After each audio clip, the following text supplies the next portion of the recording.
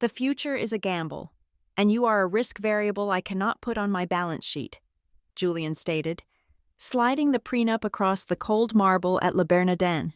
He guarded his debt-ridden $2 million from a poor librarian. I signed immediately. He never knew my pen was worth more than his car, or that I secretly owned the conglomerate he was begging for funding. This is not a fairy tale. It is a queen teaching a clown about real power.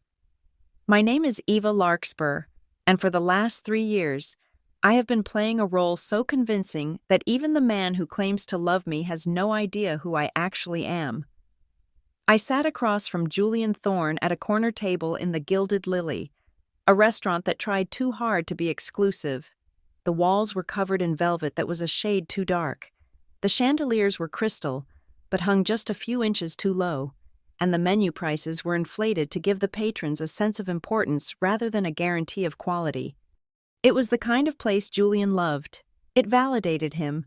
It made him feel like he had arrived, even though we both knew, or at least, I knew that he was barely treading water. Julian cleared his throat, a sound that was less about clearing an obstruction and more about demanding attention. He adjusted his cufflinks, ensuring they caught the dim light. "Eva," he began, his voice dropping to that serious, business-like baritone he practiced in front of the mirror. "We need to talk about the logistics of our union." I folded my hands in my lap, adopting the posture of the supportive, slightly naive partner he preferred. "Logistics?" I asked softly. "Marriage is a partnership," Julian said, picking up his wineglass and swirling the red liquid with an affectation he had learned from movies. "But let's be honest, in the modern world, it is also a merger, and in any merger, a prudent CEO must account for liabilities and assets. I have to protect my trajectory." He reached into his leather briefcase, which rested against the leg of his chair, and pulled out a thick document. He slid it across the cold marble table. The paper made a dry, rasping sound against the stone. "I need a prenup," he declared. "I won't gamble my future on you." The words hung in the air, heavy and scentless like carbon monoxide. I looked at the document. It was thick, stapled in the corner, with legal jargon visible even from this distance. Then I looked up at Julian. He was waiting for a reaction. He expected tears, perhaps, or maybe anger. He expected the typical emotional outburst of a woman who is told that her worth is significantly less than her partner's projected earnings. He looked at me with a mixture of arrogance and preemptive defense, his jaw set tight. "A gamble," I repeated, keeping my voice neutral. "It is not personal, Eva," Julian said quickly, leaning forward. "Look at it from my perspective. I am on the verge of breaking into the big leagues. My hedge fund is attracting serious attention. I have investors circling. I am building a legacy. And you?" He paused, offering me a pitying smile that was supposed to soften the blow, but only made it land harder. "You are wonderful, truly, but you are an archivist. You spend your days dusting off old letters in a museum basement. You preserve the past. While I am building the future, it is a fundamental difference in valuation." I took a slow sip of my water. He saw a woman who made $45,000 a year cataloging historical documents. He saw a woman who wore off-the-rack cardigans and drove a sedan that was 7 years old. He saw a liability, a depreciating asset. I looked at him, really looked at him, with a clarity that felt almost surgical. Julian was wearing a navy suit that fit him well, but I could tell by the stitching on the lapel that it was a rental. High-end, yes, but not his. He was renting the skin of a successful man. On his wrist sat a heavy silver watch with a complicated face. He had bought it 3 months ago to celebrate a deal that had not actually closed yet. I knew for a fact he had financed it over 24 months at an interest rate that would make any competent accountant weep. He was $2 million in debt, leveraging one loan to pay off another, moving money between accounts to create the illusion of liquidity. He was a house of cards standing in a wind tunnel. Yet here he was, worried that I was the one who would bring him down. "You think of me as a liability," I said. It was not a question. "I think of you as a variable," he corrected, sounding pleased with his own terminology. And in finance, we eliminate variables. I cannot have my hard-earned assets exposed to risk. If things between us do not work out 10 years from now, I cannot have you walking away with half of an empire you did not build. An empire. He called his pile of debt and precarious promises an empire. I felt a bubble of laughter rising in my throat, but I swallowed it down. It transformed into something cold and sharp in my stomach. I reached out and took the pen he was offering. It was a Mont Blanc, likely another purchase made on credit to impress clients. I understand, I said quietly.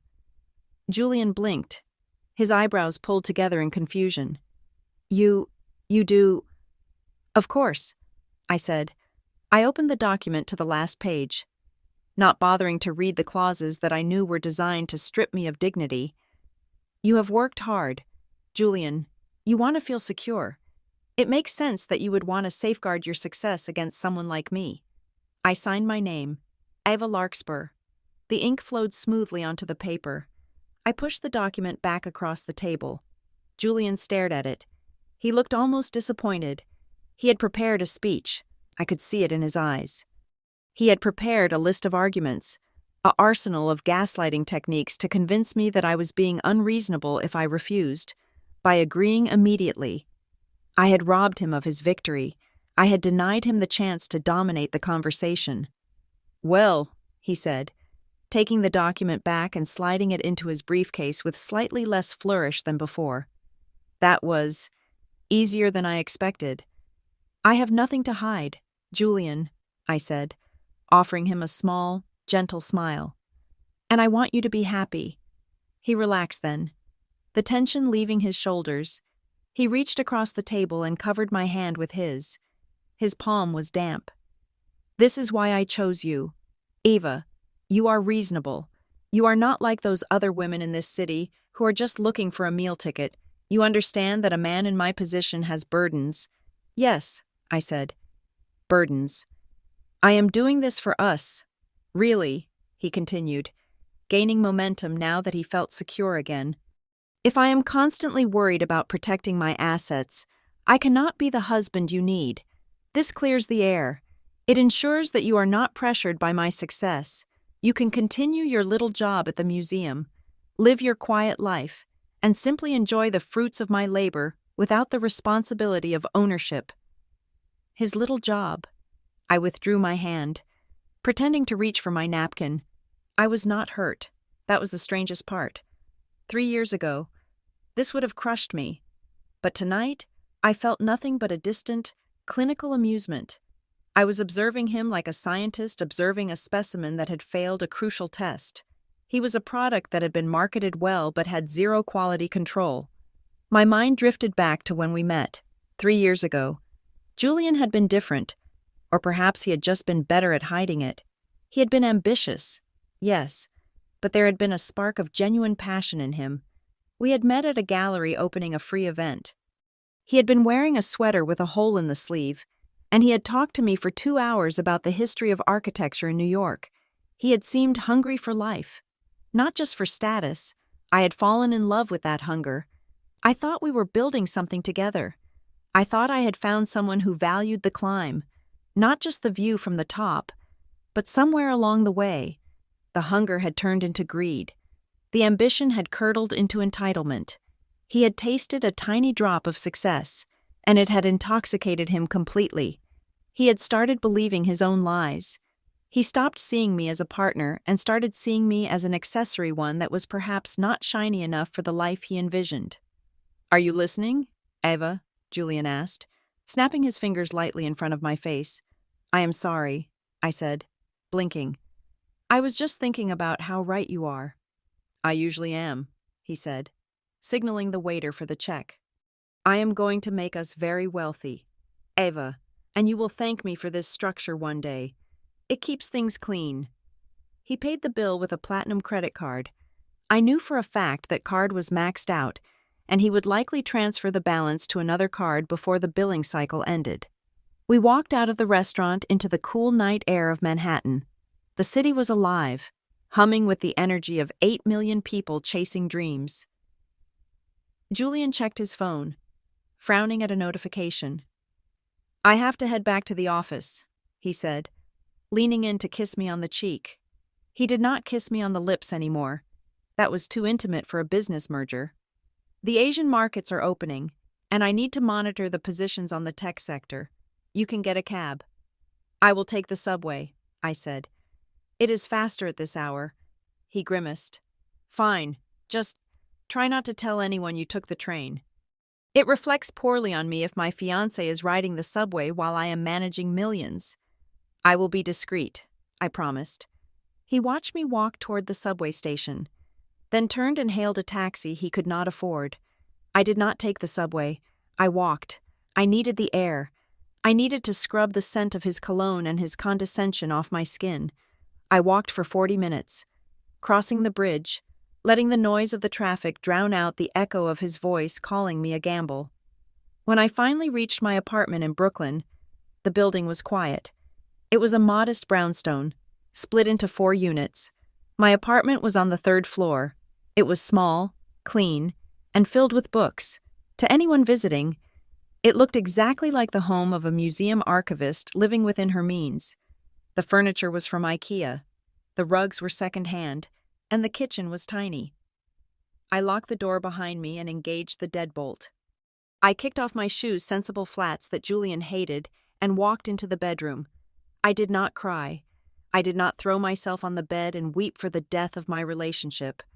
The time for mourning had passed months ago, when I first noticed the change in him.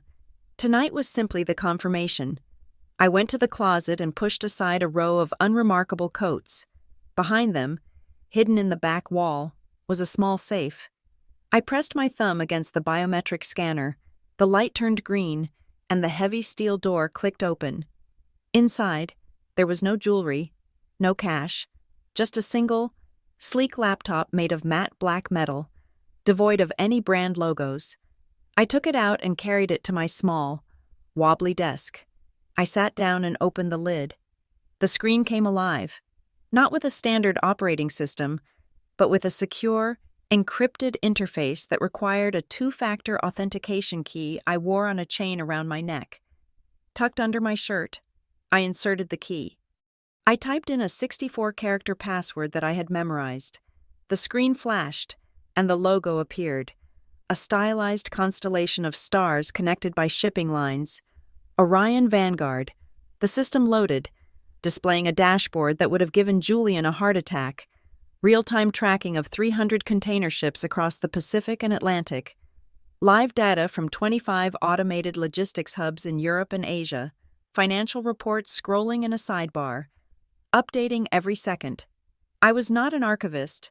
I was the founder and majority shareholder of Orion Vanguard, the global logistics giant that moved 30% of the world's retail goods. My eyes scanned the screen. In the bottom right corner, a notification was blinking. It was a funding request queue for the venture capital arm of my company. I clicked on it. There, sitting at the top of the pile, was a desperate application from a firm called Thorn Capital, Julian's firm. He was asking for $5 million in seed funding to save his sinking ship. He had marked the application as urgent and high priority. I looked at the digital document. I looked at the name of the man who had just told me he would not gamble his future on me because I was a risk. Julian thought he was playing poker. He thought he was holding a royal flush. He had no idea that he was sitting at my table, in my casino, playing with chips I had lent him. "You want to talk about assets and liabilities, Julian?" I whispered to the empty room. "Let's talk." I did not reject the application. Not yet. That would be too easy, too quick. Instead, I flagged it for executive review. I wanted to drag this out. I wanted him to hope. I wanted him to climb higher and higher on that ladder of arrogance, so that when the fall finally came, it would be absolute. I typed a command into the terminal, pulling up his full financial background check, the real one, not the sanitized version he showed the world. It was a disaster. He was leveraging debt to pay debt. He was technically insolvent. He had called me a depreciating asset. I closed the laptop and sat back in the darkness of my Brooklyn apartment, a smile finally touching my lips. It was not a warm smile. It was the smile of a predator who has just realized the prey has walked willingly into the cage. The game had officially begun, and Julian Thorne had just made the first move against a grandmaster. People often assume I was born into the quiet, dusty life of a museum archivist because I wear the role so comfortably. They see the frayed cuffs of my cardigan and the way I meticulously pack a ham and cheese sandwich for lunch every day. And they assume poverty is my native tongue. But poverty was not my birthright.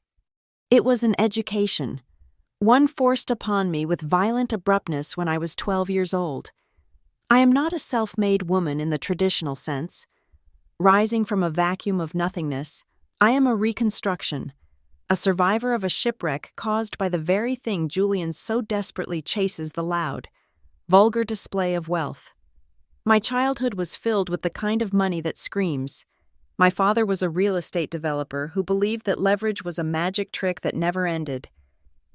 We lived in a sprawling estate in Greenwich, surrounded by people who drank our champagne and laughed at my father's jokes right up until the day the market turned. I remember the crash not as a news headline, but as a series of sensory details that are branded into my hippocampus. I remember the sound of heavy boots on polished hardwood floors, the repo men, who did not care that I was sitting at the piano practicing scales. I remember my mother crying in the foyer, clutching a pearl necklace that she would later sell for a fraction of its value just to buy groceries.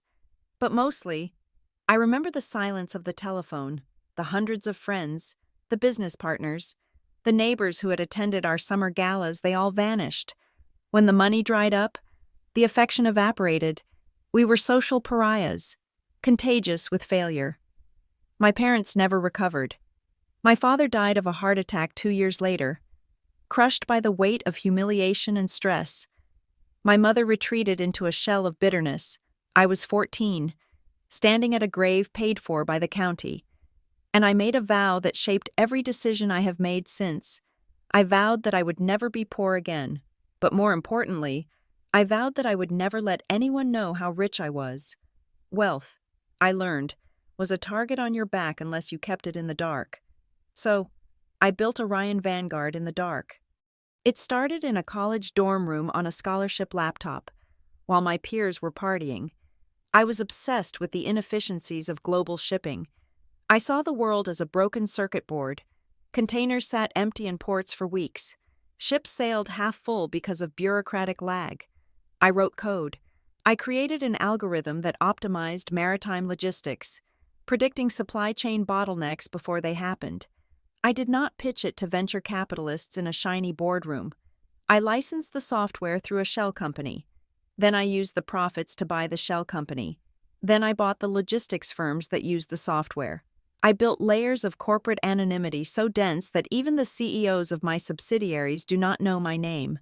They report to a board of directors, and the board reports to a blind trust, and the trust reports to me. Today, Orion Vanguard is the invisible nervous system of global trade.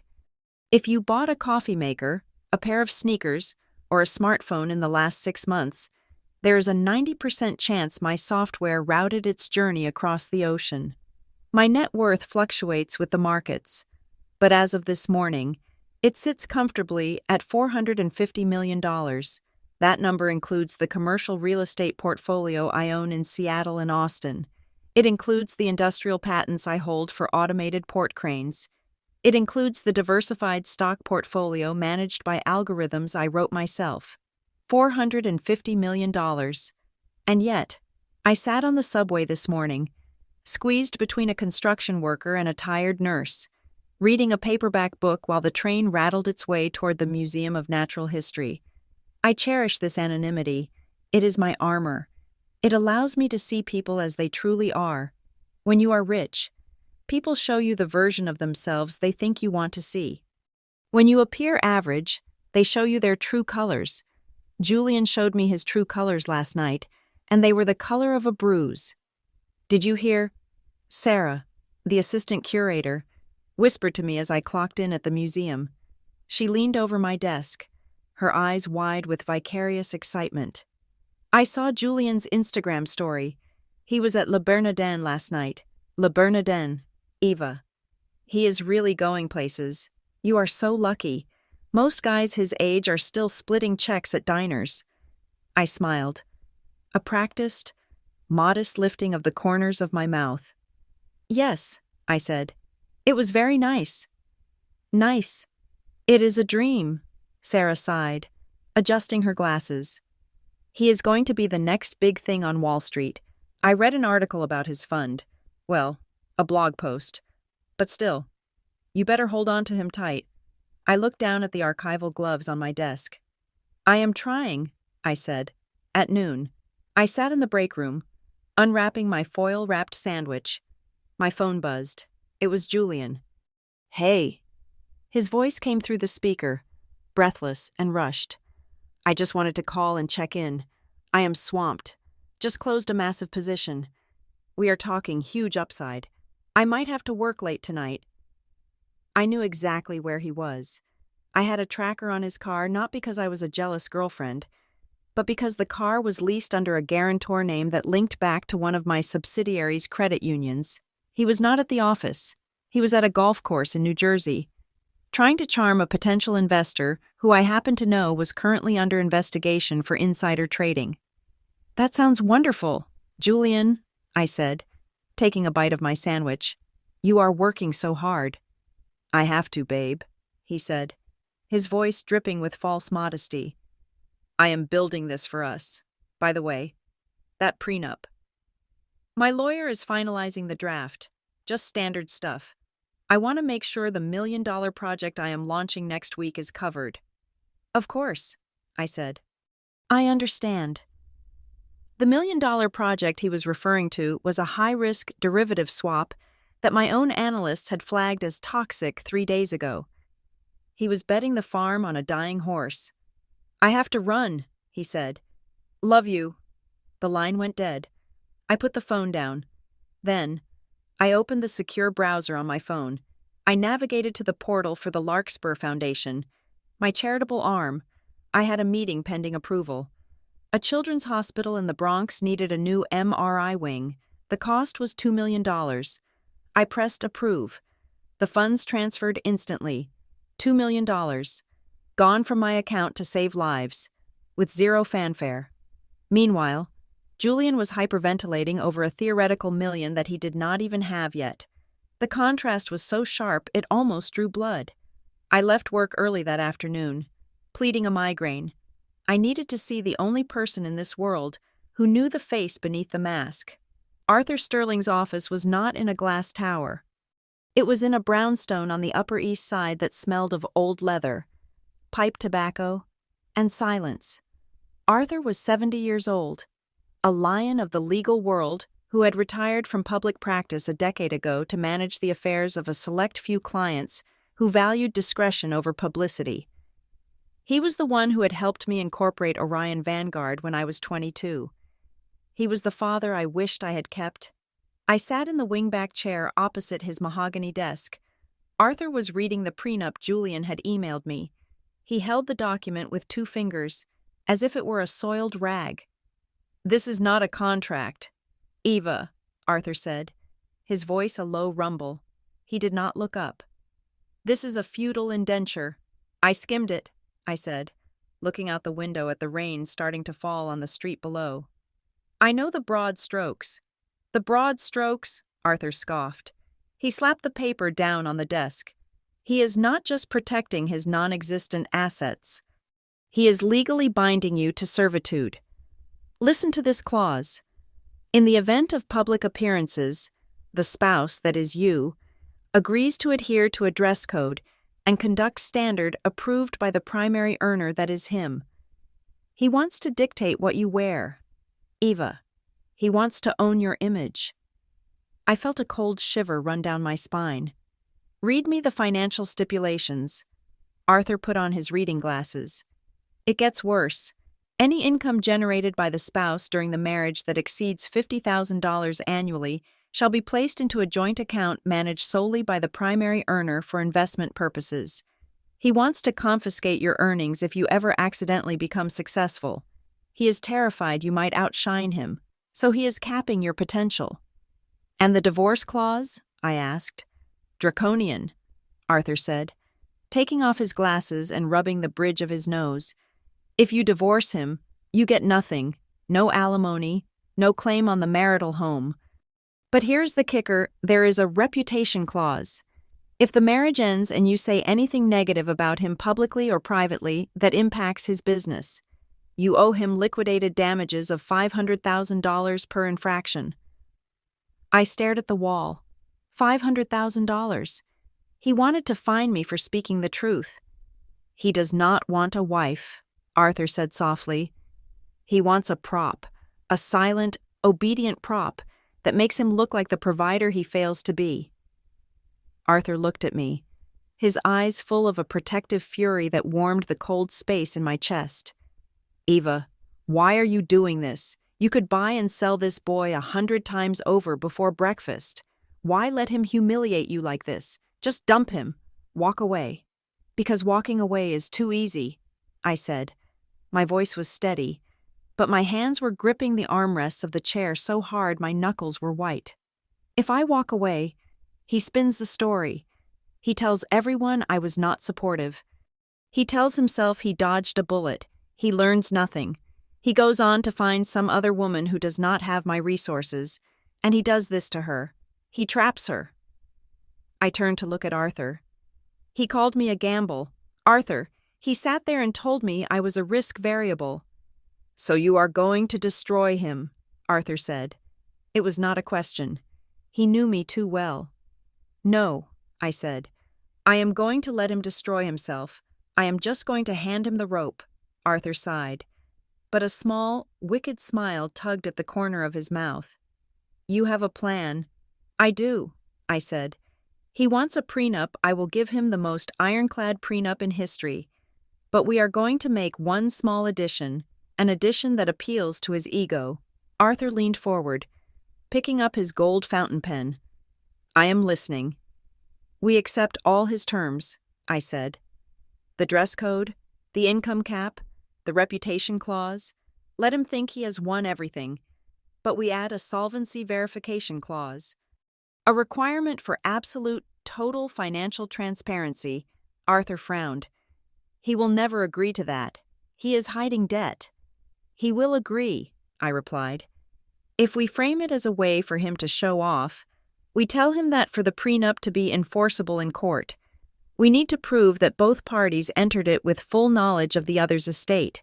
We tell him I need to see his empire so I can waive my rights to it properly, and in return—" I paused, savoring the thought.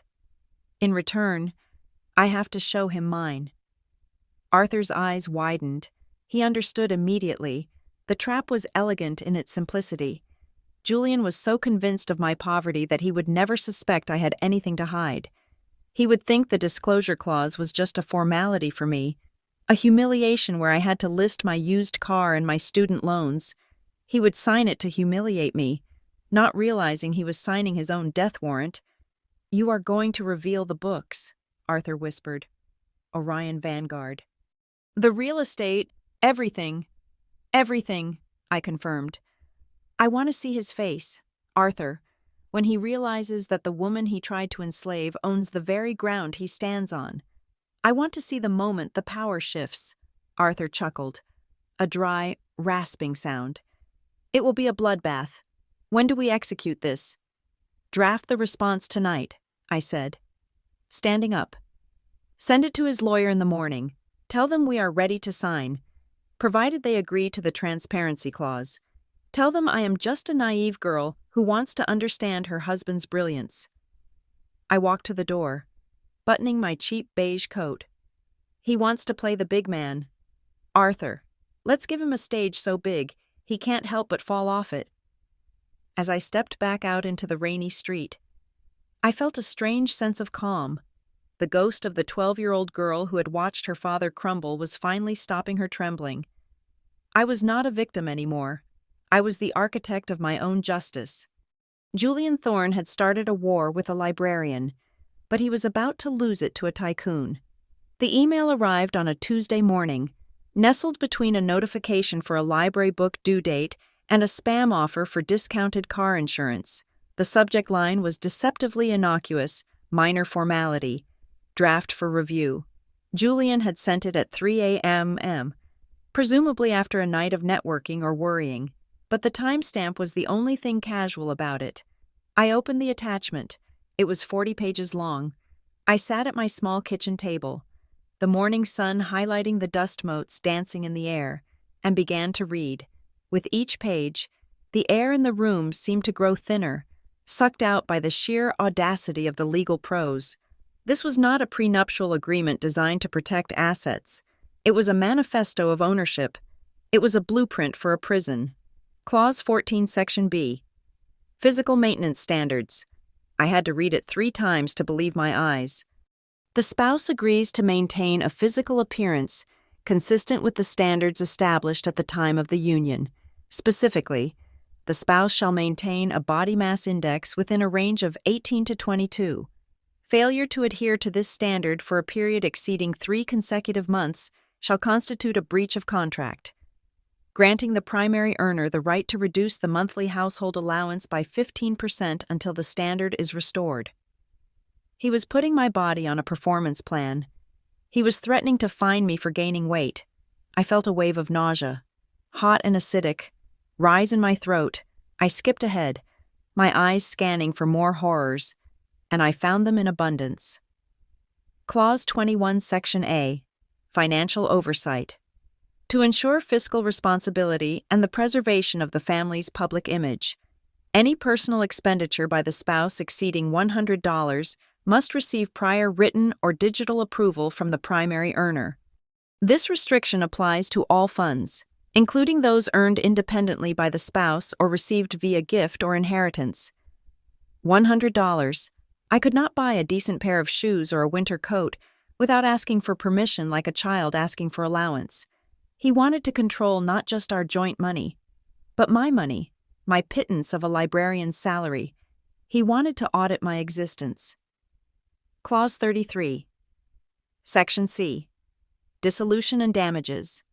In the event of dissolution of the marriage, regardless of cause or fault, the spouse waives all rights to alimony, spousal support, or maintenance. Furthermore, if the dissolution is initiated by the spouse, or if the spouse engages in conduct deemed damaging to the professional reputation of the primary earner, the spouse agrees to pay a liquidation penalty of $250,000. I set the laptop down. My hands were shaking, not from fear, but from a rage so cold it felt like ice in my veins. He had constructed a reality where I could be cheated on, abandoned, or abused, and if I dared to leave or speak up, I would owe him $250,000. He had monetized my silence. I closed my eyes and pictured Julian, the way he smiled when he looked at himself in shop windows, the way he corrected my pronunciation of French wine names, the way he patted my head, literally patted it when I made a comment about the economy, as if a dog had just learned a new trick. Later that afternoon, Julian insisted on taking me ring shopping. "We need to make it official," he had said over the phone, his voice light and breezy, as if he hadn't just emailed me a contract for my own enslavement. We went to a jewelry store in the Diamond District, but not one of the famous ones. It was a smaller shop, tucked away on a second floor, the kind that advertised wholesale prices. "We need something elegant but modest," Julian told the jeweler, a man with tired eyes who looked like he had heard this speech 1,000 times. "Eva is very simple. She doesn't like flashy things, and honestly, with the market the way it is, I want to be prudent. We are saving for the future." The jeweler brought out a tray of small, clouded diamonds. Julian picked up one that looked like a speck of dust trapped in glass. "This one is perfect," he said, holding it up to the fluorescent light. "Classic, understated. What do you think?" "Eva." I looked at the ring. It was priced at $800. "It is lovely," I lied. "I will take it," Julian said, pulling out his wallet. As he opened it, I saw a receipt tucked in the fold. It was from a pro shop. Callaway Golf Clubs, custom set, $5,200. He had spent 5 times the cost of my engagement ring on golf clubs just yesterday. He wasn't saving for the future. He was hoarding for himself. He saw resources spent on me as waste, and resources spent on him as investment. That evening, we met his friends for drinks at a rooftop bar in Chelsea. It was a gathering of what Julian called the inner circle. 3 other men who worked in finance and their girlfriends, who all looked remarkably similar with their blown-out hair and designer handbags. So, Eva, one of the men, a trader named Brad, asked after his 3rd whiskey. "Julian tells us you work at a museum. That is cute. Do you, give tours to school kids?" "I am an archivist," I said, sipping my soda water. "I preserve historical documents." Right, Brad laughed, winking at Julian. "Preserving history, very noble. Doesn't pay the rent, though, does it? Good thing you landed this guy. Julian is a rocket ship. You are lucky he has a soft spot for charity cases." The table erupted in laughter. Julian laughed the loudest. He draped his arm around my shoulders, squeezing me a little too tight.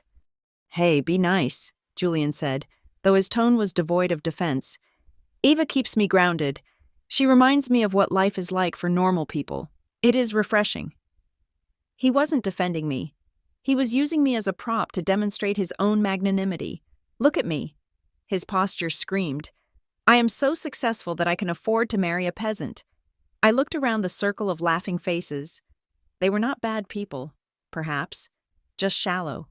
But Julian was something worse. He was hollow. He had filled the empty space inside him with brand names and stock prices, and now he needed someone to stand next to him and look small so he could feel big. He didn't love me. He loved the contrast. He loved the hierarchy. I excused myself to go to the restroom. Inside the quiet sanctuary of the bathroom stall, I pulled out my phone. My thumb hovered over Arthur's contact. I could end this now. I could walk out of this bar, block Julian's number, and disappear back into my real life. I could go to my penthouse in Tribeca that Julian didn't know existed. I could fly to my villa in Tuscany, but then I thought about the prenup. I thought about the wait clause. I thought about the $5,000 golf clubs and the $800 ring. I thought about the way he laughed when Brad called me a charity case. If I left now, he would be the victim. He would tell everyone I was crazy or ungrateful. He would never know how close he had been to the sun. He would never understand the magnitude of his mistake. I dialed Arthur. "Hello?" Arthur's voice was groggy. It was late. "Draft the response," I said, my voice steady and cold in the tiled echo of the bathroom. "You are going through with it?" Arthur asked. "Yes, accept everything. The wait clause, the spending limit, the penalties. Give him every single thing he asked for. Let him think he has crushed me." "And the addition?" Arthur asked. "The doomsday clause," I whispered. "Full financial transparency, verified by a third-party auditor, mandatory disclosure of all assets, liabilities, and holdings to ensure the contract is binding. Tell him my lawyer insists on it to protect him from future lawsuits.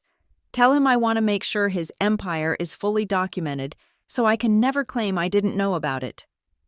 Arthur was silent for a moment. Then I heard the smile in his voice. "He will walk right into it. He will be so eager to show off his imaginary wealth that he won't realize he is demanding to see yours. That is the point." "Arthur," I said, looking at myself in the mirror. The woman staring back didn't look like a victim. She looked like a judge. "I want him to see it. I want him to see exactly what he threw away." "I will have it ready by morning," Arthur said. I hung up and washed my hands. I fixed my hair.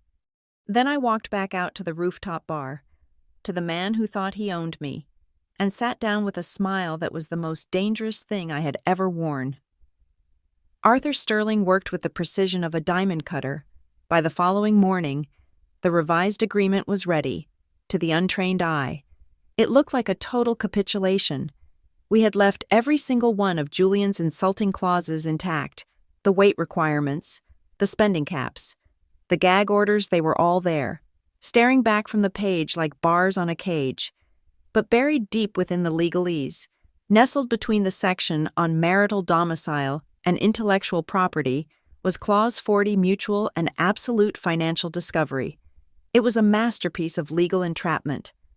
The language was dense, but the meaning was simple before the contract could be considered binding. Both parties were required to provide a comprehensive, audited disclosure of all assets, liabilities, hidden holdings, offshore accounts, and blind trusts. This disclosure had to be verified by an independent auditor from a top-tier firm, and any omission, no matter how small, would render the entire prenuptial agreement void and subject the lying party to perjury charges. We sent it over at 9 a.m. I waited. The silence from Julian's end lasted exactly 42 minutes. Then, my phone rang. "Ava," Julian said. His voice was rich with amusement, bordering on laughter. "I just got off the phone with my lawyer. He says your uncle's sorry. Your attorney is very thorough. Arthur just wants to make sure everything is done correctly," I said, keeping my voice light and innocent. "He says that for the contract to stand up in court, we both need to be completely open. It protects you, really. It means I can never come back later and say you hid money from me." Julian laughed, a sharp, barking sound. "That is actually pretty smart. I mean, it is overkill for someone in your position, but I appreciate the sentiment. It shows you are taking this seriously." "I am," I said. "I want us to start our marriage with no secrets." "I love that," Julian said. "And honestly, babe, this works out perfectly for me. I have been wanting to show you the full scope of what I am building, but I didn't want to overwhelm you. This clause, it gives me the green light to lay it all out. You are going to be amazed. Ava, when you see the numbers, you will finally understand why I need to be so careful." He was practically purring. He thought the transparency clause was a stage I had built for him to perform on. He imagined himself sliding a piece of paper across the table with a 7-figure number on it, watching my eyes widen in adoration. He had absolutely no concept that the transparency clause was a two-way mirror. "So, you are okay with it?" I asked. 100%, he said. "My lawyer is scrambling to get the paperwork together, but I told him to prioritize it. What about you? Do you need help getting your documents together? I know compiling student loan statements and savings account records can be tedious." "I think I can manage," I said. "Great. Make sure you include everything. Eva, even that old Honda. We have to be thorough. Right?" "Right," I said. "Thorough." For the next 3 days, my life became a covert operation. While Julian was busy inflating his net worth on paper, I was coordinating with a team of 4 senior forensic accountants from Deloitte. We met in a secure conference room in Midtown, far away from any place Julian would ever set foot. The task was monumental. I didn't just have a bank account. I had a labyrinth. We had to compile deeds for 15 commercial skyscrapers, patent registrations for maritime software, stock certificates for holdings in 40 different countries, and trust documents that link them all back to me. "This is insane," one of the accountants whispered on the second day, staring at a ledger detailing the quarterly royalties from my logistics software. "He really has no idea." "None," I said, signing a verification form. "He is going to have a stroke," the accountant said, shaking his head. By Monday afternoon, we were finished. The documentation did not fit in a folder. It did not fit in a briefcase. It occupied 5 heavy, archive-grade banker's boxes, each one sealed with tamper-evident tape and stamped with the official seal of the auditing firm. I had them stored in a secure courier facility, ready to be delivered to the law office at the exact moment of the signing. But before the signing, there was the party. Julian had decided, in his infinite wisdom, that we needed to celebrate our impending union with an engagement party. He rented out the Sapphire Room at the Metro Grand Hotel, a venue that was tacky, overpriced, and desperate to be relevant. It was the kind of place that served champagne with sparklers in the bottle to distract you from the fact that the wine was cheap. I arrived wearing a simple navy dress that I had bought off the rack. It was elegant but invisible, exactly the way Julian liked me. He, by contrast, was wearing a white dinner jacket that made him look like a waiter on a cruise ship. "There she is," Julian announced as I walked in, grabbing my hand and pulling me into the center of the room. The woman who tamed the beast. The room was filled with people I didn't know and people I didn't like. There were his frat brothers who had never grown up, his business partners, who were mostly other men in debt wearing rented suits, and a smattering of potential investors he was trying to woo. "Smile," Julian hissed in my ear as he steered me toward the bar. "The guy in the gray suit over there. That is Marcus Thorne, no relation. But he is a regional director for Orion Vanguard. If I can get him to sign off on my funding application, we are set for life. I need you to be charming, but quiet. Let me handle the business talk." I froze. Marcus Thorne. I knew Marcus. I had hired him 5 years ago. He was one of the few people below the C-suite level who had actually met me in person, though it had been years, and I'd been wearing glasses and a different hair color at the time. "Orion Vanguard?" I asked, my heart hammering a slightly faster rhythm against my ribs. "Yeah, the logistics giant," Julian said, checking his reflection in a spoon. "I am this close to getting them to back my fund. Once they are in, everyone else will follow." He dragged me over to Marcus. Marcus was a sharp man, intelligent and observant. He was holding a drink and looking around the room with a mixture of boredom and skepticism. When Julian approached, Marcus straightened up, putting on his professional mask. "Marcus," Julian boomed, clapping the man on the shoulder. "So glad you could make it. I want you to meet my better half. This is Eva." Marcus looked at me. His eyes narrowed slightly. He tilted his head, a flicker of recognition passing through his gaze. I held my breath. If he said, "Ms. Larkspur" or "boss," the game was over. The trap would spring too early. I looked at him, widening my eyes slightly, pleading silently for him to say nothing. "Eva," Marcus said slowly, extending his hand. "It is a pleasure." "The pleasure is mine," I said, shaking his hand. My grip was firm, professional, the handshake I used in boardrooms. Not the limp hand Julian expected me to offer.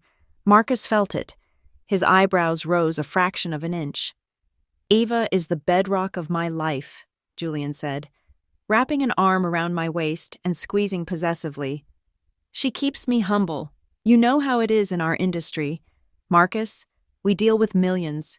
We move fast. We break things.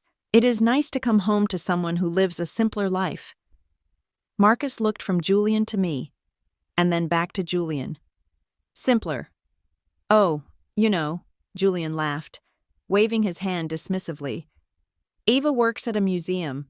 She files papers, organizes dusty old letters, very low stress. She doesn't have to worry about market caps or liquidity ratios like we do. It must be nice, right, to just clock out and forget about the world." The silence that followed was heavy. Marcus was staring at me with a look of utter confusion.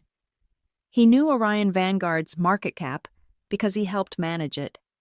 He knew that the strategic directives coming from the top from me were anything but simple. I saw the gears turning in Marcus's head. He was smart. He realized something was wrong. He realized that the man standing next to me, the man begging for my company's money, had absolutely no idea who I was. "Yes," Marcus said finally, his voice carefully neutral. "It must be very peaceful." "Exactly," Julian beamed, oblivious to the tension. "Peaceful, that is the word. Eva is my peace. She doesn't understand the complexities of what I do, but she supports me. That is what matters."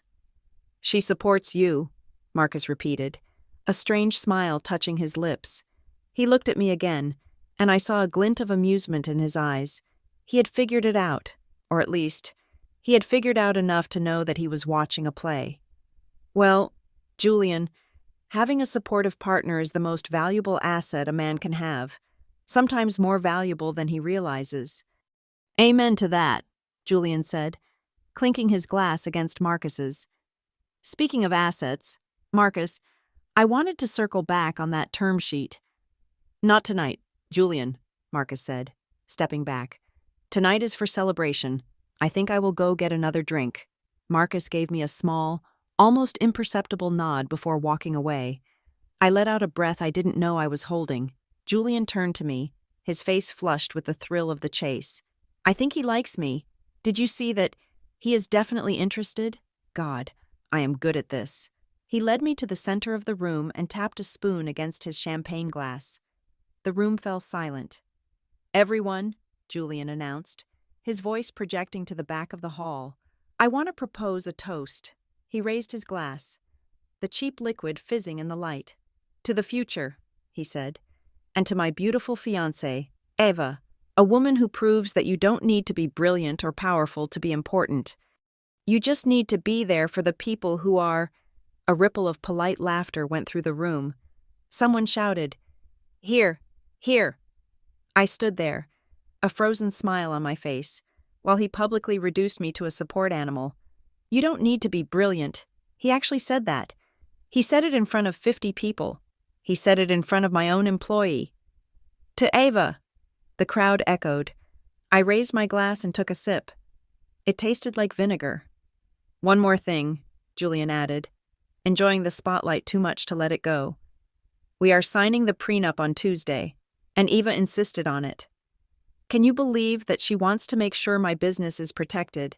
Now, that is love. That is a woman who knows her place and is proud of it. He kissed my temple. I love you, babe. I love you too. Julian, I said, and I meant it, in a twisted way. I loved him for being so perfectly, predictably awful.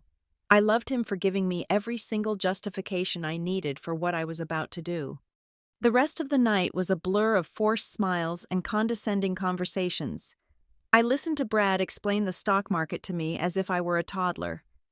I listened to Julian's mother complain about the cost of the wedding flowers, implying that my family should be contributing more despite our situation. When we finally left, Julian was high on adrenaline and cheap wine. That was a triumph, he declared in the taxi. Did you see Marcus? He practically winked at me. We are going to be rich. Eva, well, I am going to be rich, and you are going to be very comfortable. I can't wait, I said. The taxi dropped me off at my apartment. Julian didn't come up. He said he had to go home and prep the documents for the morning. Tuesday, 10 o'clock, he said through the window. Don't be late, and don't forget your, what was it? Savings account statements. I won't forget. I promised. I watched the taxi disappear around the corner. The street was quiet. It was the calm before the storm. I went upstairs and made myself a cup of tea. I sat by the window and looked out at the city skyline. Somewhere out there, in a secure facility in Queens, 5 boxes were sitting on a pallet, waiting for the morning. Tuesday, 10 o'clock. The date was set. The trap was laid. The bait had been taken. Julian thought he was walking into a coronation. He thought he was going to sign a piece of paper that would certify his superiority and bind me to his will forever. He thought he was the protagonist of this story. He was wrong. He was just the villain in the prologue of mine. And on Tuesday morning, the page was finally going to turn. Tuesday morning arrived with a sky the color of bruised slate. It was raining, a relentless gray drizzle that slicked the streets of Manhattan and made the city look like it was weeping. I stood in front of the mirror in my bedroom, smoothing the lapels of my suit. To the uninitiated eye, the suit was nothing special. It was a simple charcoal gray, cut conservatively, paired with a white blouse and low heels. It looked like something a librarian might wear to a budget meeting. But to those who knew to the people who actually belonged to the world, Julian desperately pretended to inhabit the suit was a signal. It was Loro Piana, a blend of baby cashmere and vicuña, tailored by hand in Milan. It cost more than Julian's car.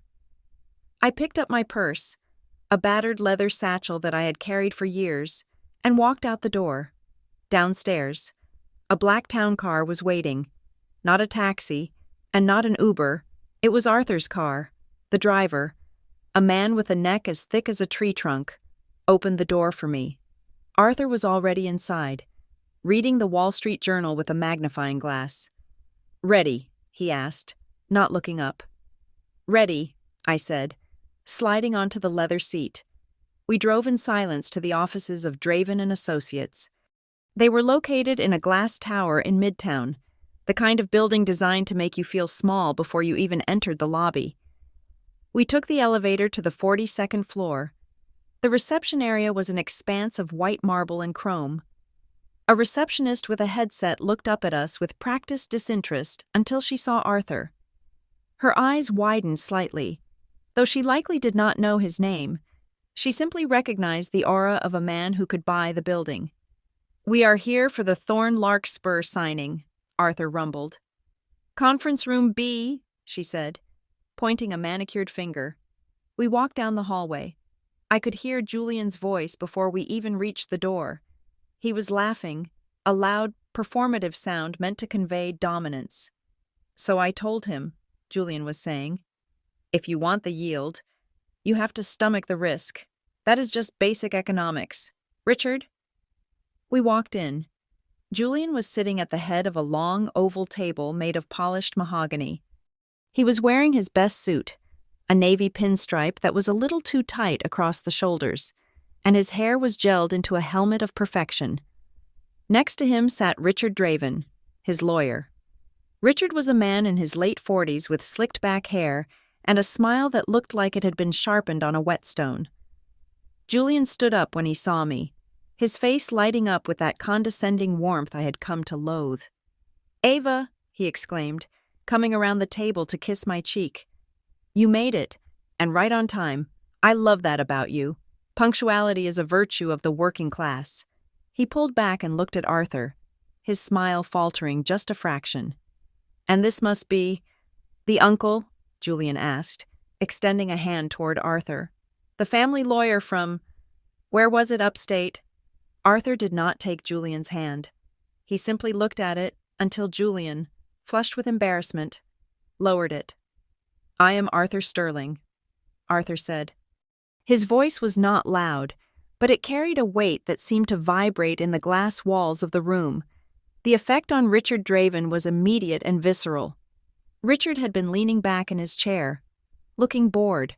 At the sound of Arthur's name, he sat up so fast I thought he might pull a muscle. The color drained from his face, leaving him a pale, sickly beige. He stared at Arthur, his mouth opening and closing like a fish on a dock. "Arthur Sterling," Richard stammered. "The Arthur Sterling, from Sterling, Vance, and Halloway." "I am retired," Arthur said, placing his briefcase on the table. "I am representing Ms. Larkspur today as a personal favor." Julian looked between the two men, confused. He had no idea who Arthur was. To Julian, a lawyer was just a suit you hired to bully people. He didn't know the legends. He didn't know that Arthur Sterling had rewritten the corporate tax code for the state of New York in the 80s and had successfully defended 3 Fortune 500 companies against hostile takeovers before breakfast. "Well," Julian said, trying to regain control of the room. "Good to meet you, Art. Glad you could make the trip down. This should be pretty standard, just crossing the T's and dotting the I's." Richard looked at Julian with horror, terrified that his client had just called Arthur Sterling Art, but he didn't say anything. He was too busy sweating. "Let us begin," Arthur said, sitting down next to me. "Right," Richard said, his voice shaky. "As discussed, we are proceeding with the signing of the prenuptial agreement, subject to the added clause of mutual financial discovery. We have prepared Mr. Thorne's disclosure documents." Richard slid a thin blue folder across the table. It looked pathetic sitting there on the vast expanse of mahogany. Julian cleared his throat, puffing out his chest. "I want to be completely open with you. Ava, I know these numbers might be intimidating, but I don't want you to worry. I have a plan for all of this." Arthur opened the folder. I leaned over to look. It was exactly what I expected. A tragedy of arithmetic. Asset condo in Hell's Kitchen. Estimated value, $1,200,000. Liability mortgage balance, $1,150,000. He owned 5% of his apartment. The bank owned the rest. Asset Audi Q5. Estimated value, $45,000. Liability lease, Buyout $48,000. He was underwater on his car. Asset Thorn Capital Hedge Fund. Estimated valuation based on projected earnings, $5 million. Liability.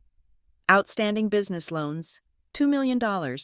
Cash on hand, $12,000. I looked at the numbers. He was technically worth about negative $100,000 if you liquidated him today, but he had valued his projected earnings so high that he tricked himself into believing he was a millionaire. As you can see, Julian said, leaning back and linking his hands behind his head, it is a complex portfolio, a lot of moving parts, high leverage, high reward. That is how you build an empire, Eva. You have to be willing to carry debt to fuel growth. It is certainly leveraged, Arthur said dryly. Exactly. Julian nodded, missing the sarcasm entirely. And that is why I need the prenup.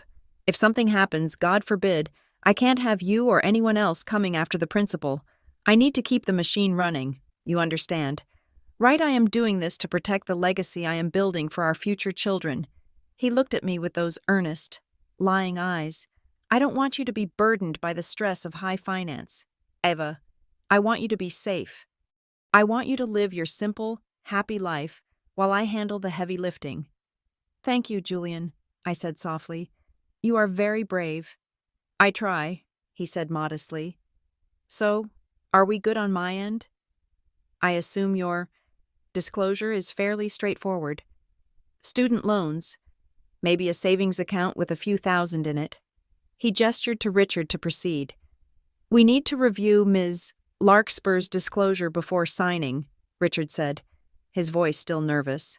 He kept glancing at Arthur, trying to figure out why a legal titan was representing a museum archivist. Right, Julian said, checking his watch. Let's get it over with. I have a lunch reservation at noon. Arthur did not open a folder. Instead, he took out his phone and typed a single message. Now. The door to the conference room opened. Julian turned, expecting perhaps a secretary with coffee. Instead, 2 men in dark uniforms walked in. They were pushing a heavy-duty trolley stacked with 5 large white banker's boxes. The boxes were sealed with red security tape and stamped with the logo of Deloitte, one of the largest auditing firms in the world. The wheels of the trolley rumbled on the carpet, a low, ominous sound that filled the silence of the room. Julian stared. His mouth hung open slightly. What is this? He asked, laughing nervously. Is this a joke? What is in there? Eva, your entire collection of old magazines, coupon clippings from the last decade. He looked at Richard, expecting his lawyer to share in the joke, but Richard was not laughing. Richard was staring at the Deloitte seal on the boxes, and his face had gone the color of ash. This, Arthur said, standing up and walking over to the trolley, is the verified, audited, and notarized financial disclosure of Eva Larkspur, as required by Clause 40 of your agreement. I don't understand, Julian said, his brow furrowing. Why do you have boxes? Did you print out every email you ever sent? These are asset deeds, Arthur said. Stock certificates, patent registrations, blind trust structures, tax returns for the last 5 years. Arthur reached for the first box. He took a small pocket knife from his vest pocket and sliced through the red security tape with a sharp zip. He lifted the lid. The room was so quiet, I could hear the hum of the air conditioning vents and the frantic beating of Julian's heart, or maybe it was mine. Arthur pulled out a single document. It was bound in blue linen, thick and heavy. Let us start with real estate, Arthur said, his voice calm, professional, and utterly lethal. He slid the document across the table. It came to rest directly in front of Julian. Item 1, Arthur read aloud. Commercial property holdings, the Vanguard Tower, located at 450 Lexington Avenue. Julian froze. He knew the building. Everyone in finance knew the building. It was a 40-story skyscraper in the heart of Midtown, a gleaming needle of glass and steel that housed some of the most prestigious firms in the city. What about it? Julian asked, his voice trembling slightly. You rent an office there. No, I said quietly. I own it. Julian stared at me. He blinked. Once, twice, 3 times. You? What? Ms. Larkspur is the sole owner of the Vanguard Tower, Arthur corrected. Tapping the document. Purchased 4 years ago through a holding company. Current market valuation $120 million. No mortgage, no liens, debt-free. That is impossible, Julian whispered. He reached out and touched the document as if it were radioactive. He opened it. He saw the deed. He saw the signature. He saw the stamp of the city registrar. 120 million, Richard Draven repeated, his voice a squeak. He looked at Arthur. She owns the whole building. She owns the block, Arthur said, reaching back into the box. Shall we continue? Wait, Julian said. He stood up, his chair scraping loudly against the floor. Wait a minute. Is this a prank? Is this some kind of reality TV show? Eva, you make $40,000 a year. You drive a Honda. You clip coupons? I like coupons, I said, looking up at him with wide, innocent eyes. A penny saved is a penny earned. Isn't that what you always tell me? Julian. This is not real, Julian insisted, looking around the room frantically. Richard, tell them this is fake. She is an archivist. I am an archivist, I agreed. I archive my wealth. Sit down, Mr. Thorne, Arthur commanded. It wasn't a suggestion. It was an order. Julian sat. He looked like he had been punched in the stomach. Arthur pulled out a second document. This one was thicker. Item 2, Arthur announced. Intellectual property. Patent number 88429-B. Algorithmic optimization for maritime container logistics. This is the source code that runs the back-end systems for 70% of the shipping ports in North America. Julian's eyes widened. That is Orion Vanguard technology. I know that tech. I applied for funding from them. Yes, I said. I saw your application. It was optimistic. Julian turned his head slowly to look at me. The realization was hitting him in waves, crashing over his head, pulling him under. You? Me, I said. Annual royalties from this patent alone, Arthur continued, ignoring the emotional breakdown happening across the table, amount to approximately $52 million per year. 52 million, Julian breathed. The words seemed to choke him. Per year, Arthur emphasized. Ms. Larkspur also holds a 60% controlling interest in the Orion Vanguard Group. Her total equity in the company is currently valued at $280 million. Richard Draven made a small whimpering sound. He had just realized that he had spent the last month drafting a predatory contract against a woman who could buy his entire law firm with the change in her purse. Stop, Julian said. He held up a hand, his fingers trembling. Just stop. We are not done, Arthur said mercilessly. We haven't gotten to the equities portfolio, or the residential properties in Tuscany and Aspen, or the rare art collection. I said stop, Julian shouted. His face was red, blotchy patches of color appearing on his cheeks. He looked at the pile of documents Arthur had already placed on the table, documents that represented more money than Julian would see in 10 lifetimes. He looked at his own pathetic blue folder, the condo with the mortgage, the leased Audi, the debt. The contrast was physical. It was violent. It stripped him naked in the middle of the conference room. You lied to me, Julian hissed, staring at me with a mixture of awe and hatred. For 3 years, you lied to me every single day. I never lied, I said calmly. I told you I worked in preservation. I do. I preserve my capital. I told you I liked a simple life. I do. I never told you I was poor. Julian, you assumed it. You looked at my clothes, my car, and my quiet demeanor, and you decided I was beneath you. You never asked. Not once. You were too busy telling me how rich you were going to be. I was protecting us, he shouted, slamming his hand on the table. I was trying to be the man. How was I supposed to be the man when you When you are this, he gestured at the boxes as if they were monsters.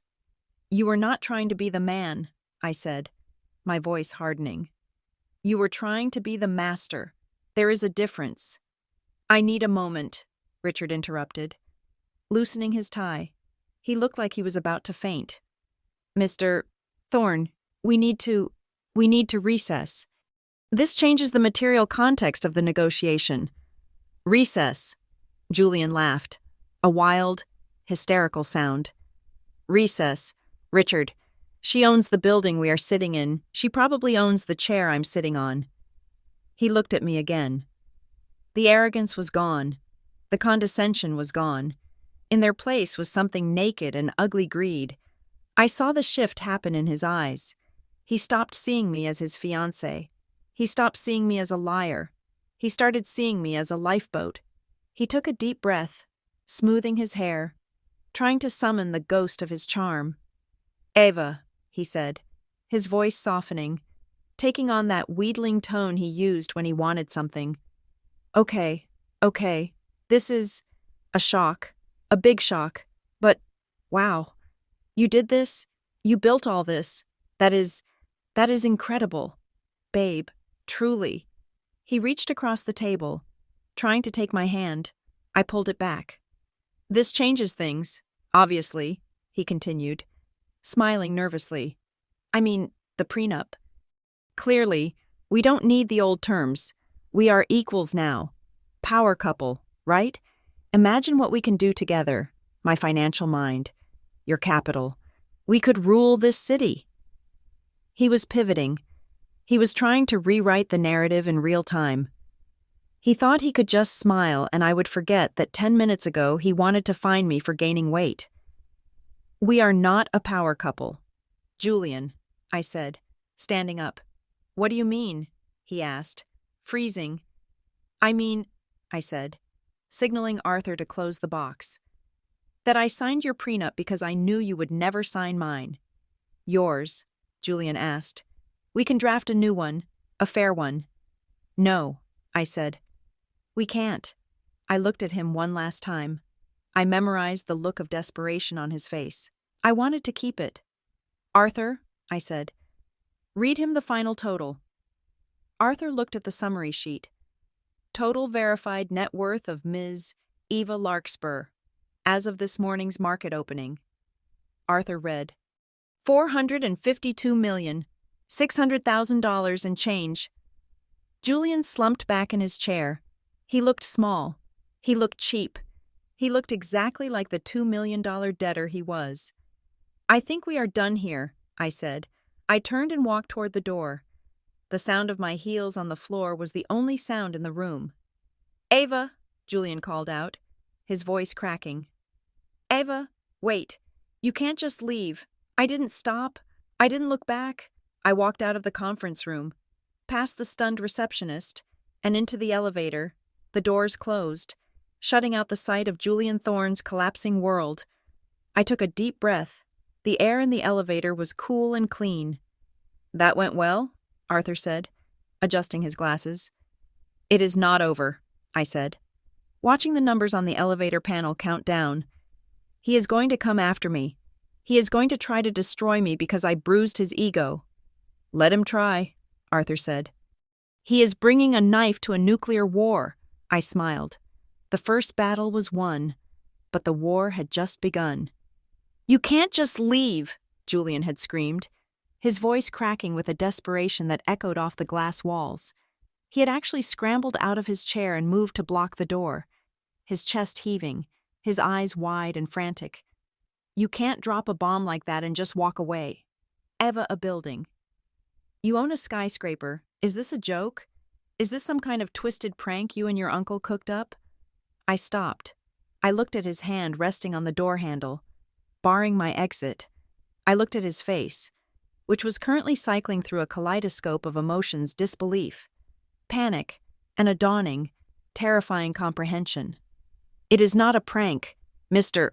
Thorne, Arthur said from the table. He hadn't moved. He was still sitting there, calm as a statue, his hand resting on the open box. And as I told you, we are not finished. I turned slowly to face the room again. "Sit down, Julian," I said softly. "No, I won't sit down," he shouted, though he looked like his legs were about to give out.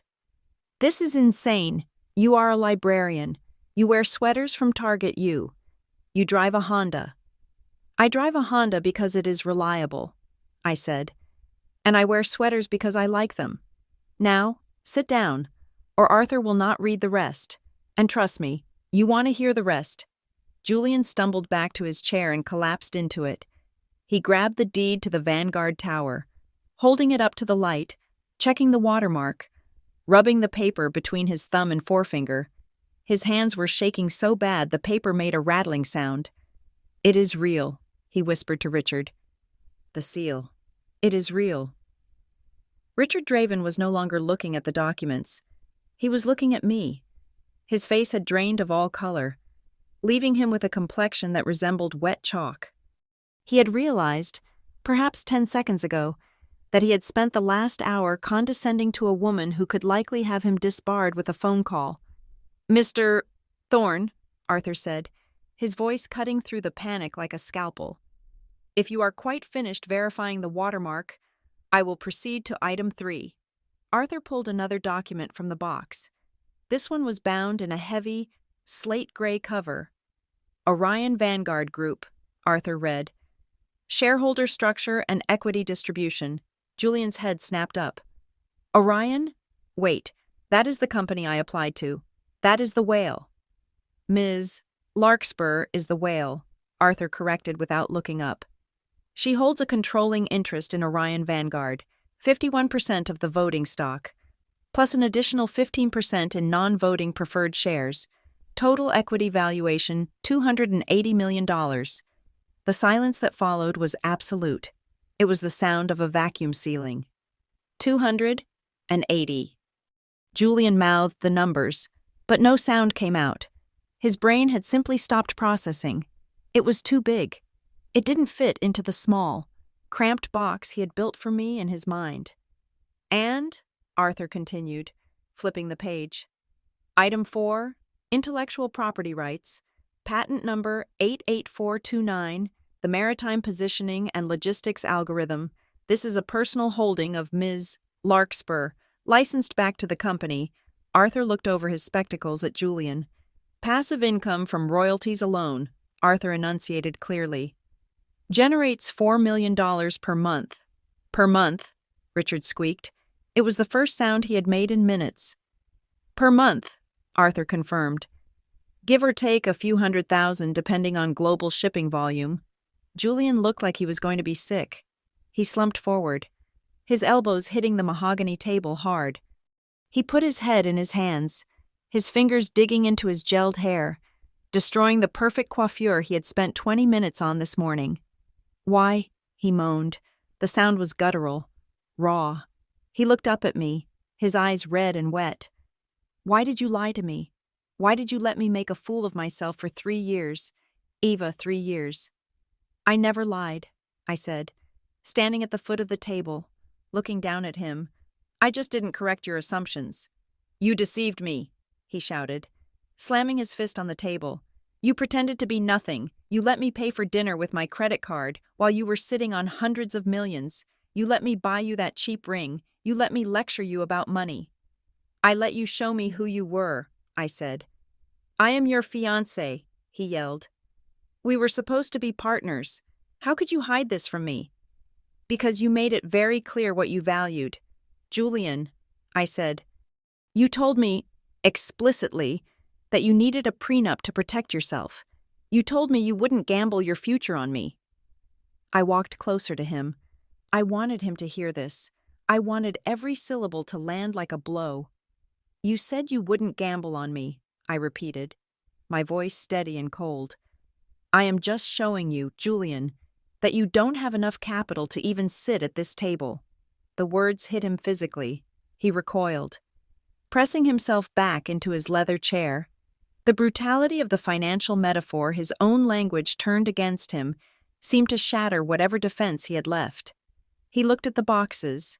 He looked at me. And then, I saw the shift. It was fascinating. in a horrifying way, to watch the human mind rationalize survival.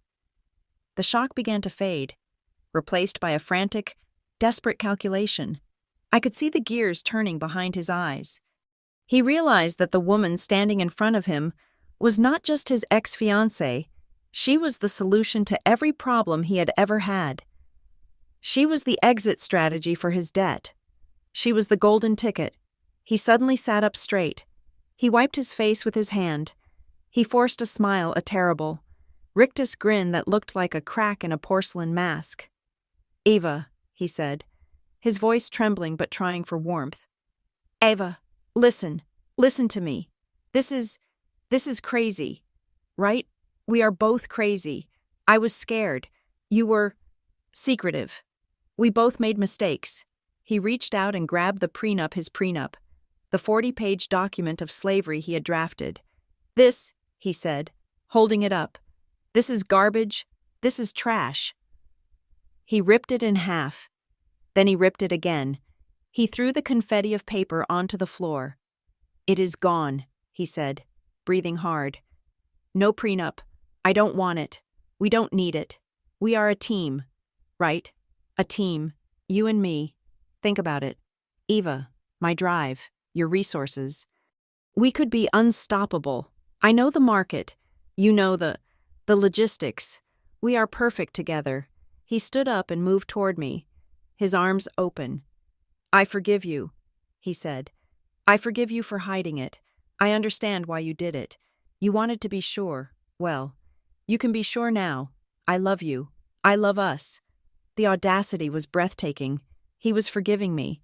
He was rewriting history in real time, positioning himself as the magnanimous partner willing to overlook my deception so he could get his hands on my money. I stepped back, letting his embrace fall on empty air. "You forgive me?" I asked, a laugh escaping my lips. It was a sharp, jagged sound. "Yes," he said, nodding eagerly. "We put this behind us. We go get lunch, we celebrate, we start planning the wedding. A real wedding this time. The plaza, or Italy, whatever you want." I reached into my purse. "I have one last document for you. Julian," I said. His eyes lit up. He thought it was a check. He thought it was a new contract.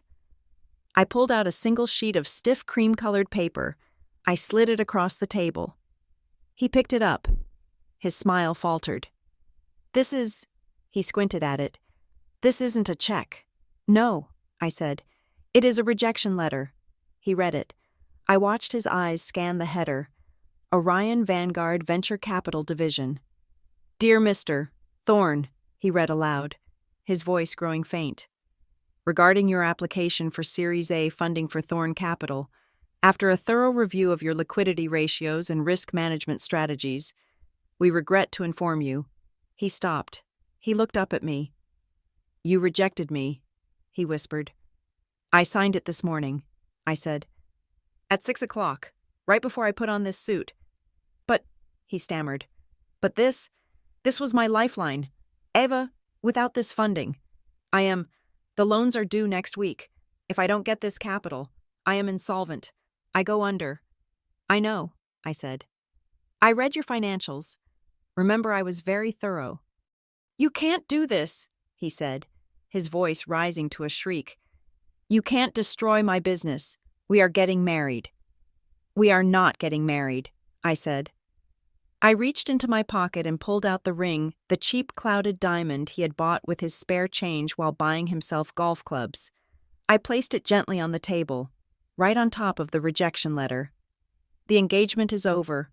Julian." "No," he said, shaking his head violently. "No, no, no. You can't. You love me. You support me. You said I was your hero." "I said what you needed to hear to keep playing the game," I said. "But the game is over." "Please," he begged. He actually fell to his knees. It was pathetic. The man who had lectured me about dignity and standards was now kneeling on the carpet of a conference room, begging a woman he had called a liability to save him. "Eva, please, I am drowning. You have to help me. Just sign the funding. Just give me a bridge loan. Anything." I will sign whatever you want. I will be whatever you need. I don't need anything from you, Julian, I said. I never did. That was the point. I looked at Richard Draven. The lawyer was staring at the floor, wishing he could dissolve into the carpet. Mr. Draven, I said. He jumped. Yes, Miss Larkspur. Please ensure that my ex-fiancé receives a bill for the auditor's time, I said. It was quite expensive, and since the wedding is off, I believe custom dictates that he pays for the wasted expenses. Of course, Richard stammered. I looked down at Julian one last time. He was sobbing now. Dry, heaving sobs of a man watching his future evaporate. He wasn't crying for me. He was crying for the money. He was crying for the life he thought he was owed. Goodbye, Julian, I said. I turned and walked to the door. Arthur was already there, holding it open for me. Ava! Julian screamed from the floor. You can't leave me like this. I am ruined. Do you hear me? I am ruined. I paused at the threshold. I didn't turn around. You were ruined long before you met me. Julian, I said. I just turned on the lights. Arthur closed the door. The heavy click of the latch was the most satisfying sound I had ever heard. We walked down the hallway in silence. My heart was beating fast, but it wasn't fear. It was adrenaline. It was the rush of a clean cut. When we stepped out of the building, the rain had stopped, the clouds were breaking, and a shaft of pale sunlight was hitting the wet pavement. That, Arthur said, buttoning his coat, was entirely necessary. Yes, I said, taking a deep breath of the city air. It was. What now? Arthur asked. I looked at the skyline, at the tops of the buildings gleaming in the sun. Somewhere up there was my office, my real life. Now, I said, I go to work. A narcissist denied his prize does not reflect. He retaliates. Julian Thorne did not go home to lick his wounds and learn from his hubris. He went home to craft a war. The smear campaign began less than 24 hours after I walked out of that conference room. It started not with a shout, but with a whisper, a series of blind items planted on gossip blogs that catered to the financial sector. Which up-and-coming hedge fund manager was blindsided by a fiancé who turned out to be a high-end escort laundering money for a foreign oligarch? Rumor has it, the museum archivist cover story was just a front for illicit assets. Then came the social media assault. Julian posted a long, melancholic thread on Twitter, never naming me directly but providing enough breadcrumbs for anyone with an internet connection to find me. He painted himself as the trusting, heartbroken victim of a sophisticated con artist. He claimed he had discovered financial irregularities in my background and had been forced to call off the wedding to protect his investors. He inverted reality so completely that if I hadn't lived it, I might have believed him. She played a role, he wrote in one particularly viral post. She pretended to be simple, to be humble, but it was all a mask to hide the dirty money she was moving. I dodged a bullet, but my heart is still bleeding. The internet, always hungry for a villain, devoured it. By Friday morning, the paparazzi were camped outside my brownstone in Brooklyn. They weren't the respectful photographers who cover galas. These were the bottom feeders who shouted insults to provoke a reaction. Eva, who is the real owner of the Vanguard Tower? One shouted as I tried to get into my car. Is it true you are the mistress of a Saudi prince? How much did you charge Julian for the engagement? Another yelled. I put on my sunglasses and drove away without a word. At the museum, the atmosphere had curdled. My colleagues, people I had shared lunches and birthdays with for 3 years, looked at me with new suspicious eyes. Sarah, the assistant curator who had once envied my relationship, now avoided my gaze in the break room. I heard whispers when I walked down the hall. I heard she has accounts in the Caymans. Someone whispered near the photocopier. Julian said she forged those deeds, another voice replied. He said she hired an actor to play her lawyer. I sat at my desk. archiving letters from the Civil War. While my own reputation was being carpet-bombed in the present day, I did not issue a statement. I did not go on Instagram to cry and defend myself. I did not sue, not yet. Silence is a weapon, if you know how to hold it. While Julian was making noise, I was making moves. "He is escalating," Arthur said a week later. We were meeting in my real office at the top of the Vanguard Tower, a space of glass and light that Julian had never seen. "He is booked on the Morning View tomorrow. He's going to name you." "Let him," I said, staring out at the city. "The more he talks, the more rope he spins. He is damaging your brand." "Eva," Arthur warned. Orion's stock dipped 0.5% yesterday because of the rumors about illicit leadership.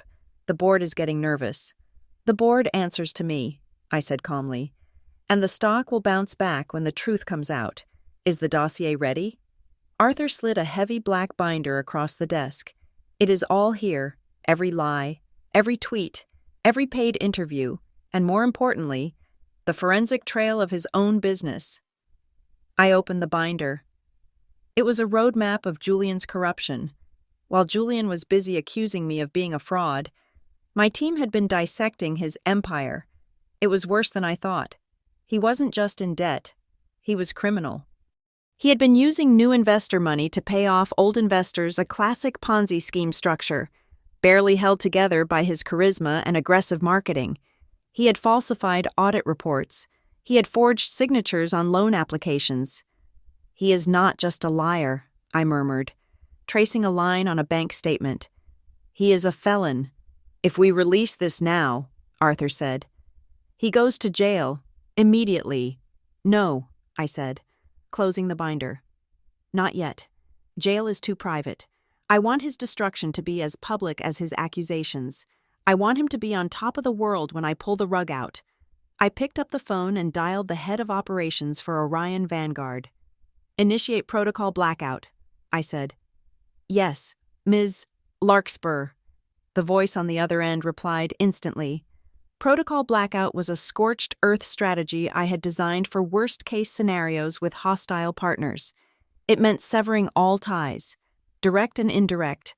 Within hours, the invisible gears of my empire began to turn. Orion Vanguard didn't just move boxes. We controlled the logistics infrastructure that thousands of companies relied on, and many of those companies were the ones Julian was frantically trying to court for cash. First, a mid-sized logistics firm in Jersey canceled their pending contract with Julian's fund. They didn't give a reason, but they knew that if they did business with Thorn Capital, their shipping rates with Orion would mysteriously triple next quarter. Then, a tech startup in Silicon Valley withdrew their verbal commitment to invest $2 million. Their CEO had received a quiet phone call from one of my board members advising them to steer clear of toxic assets.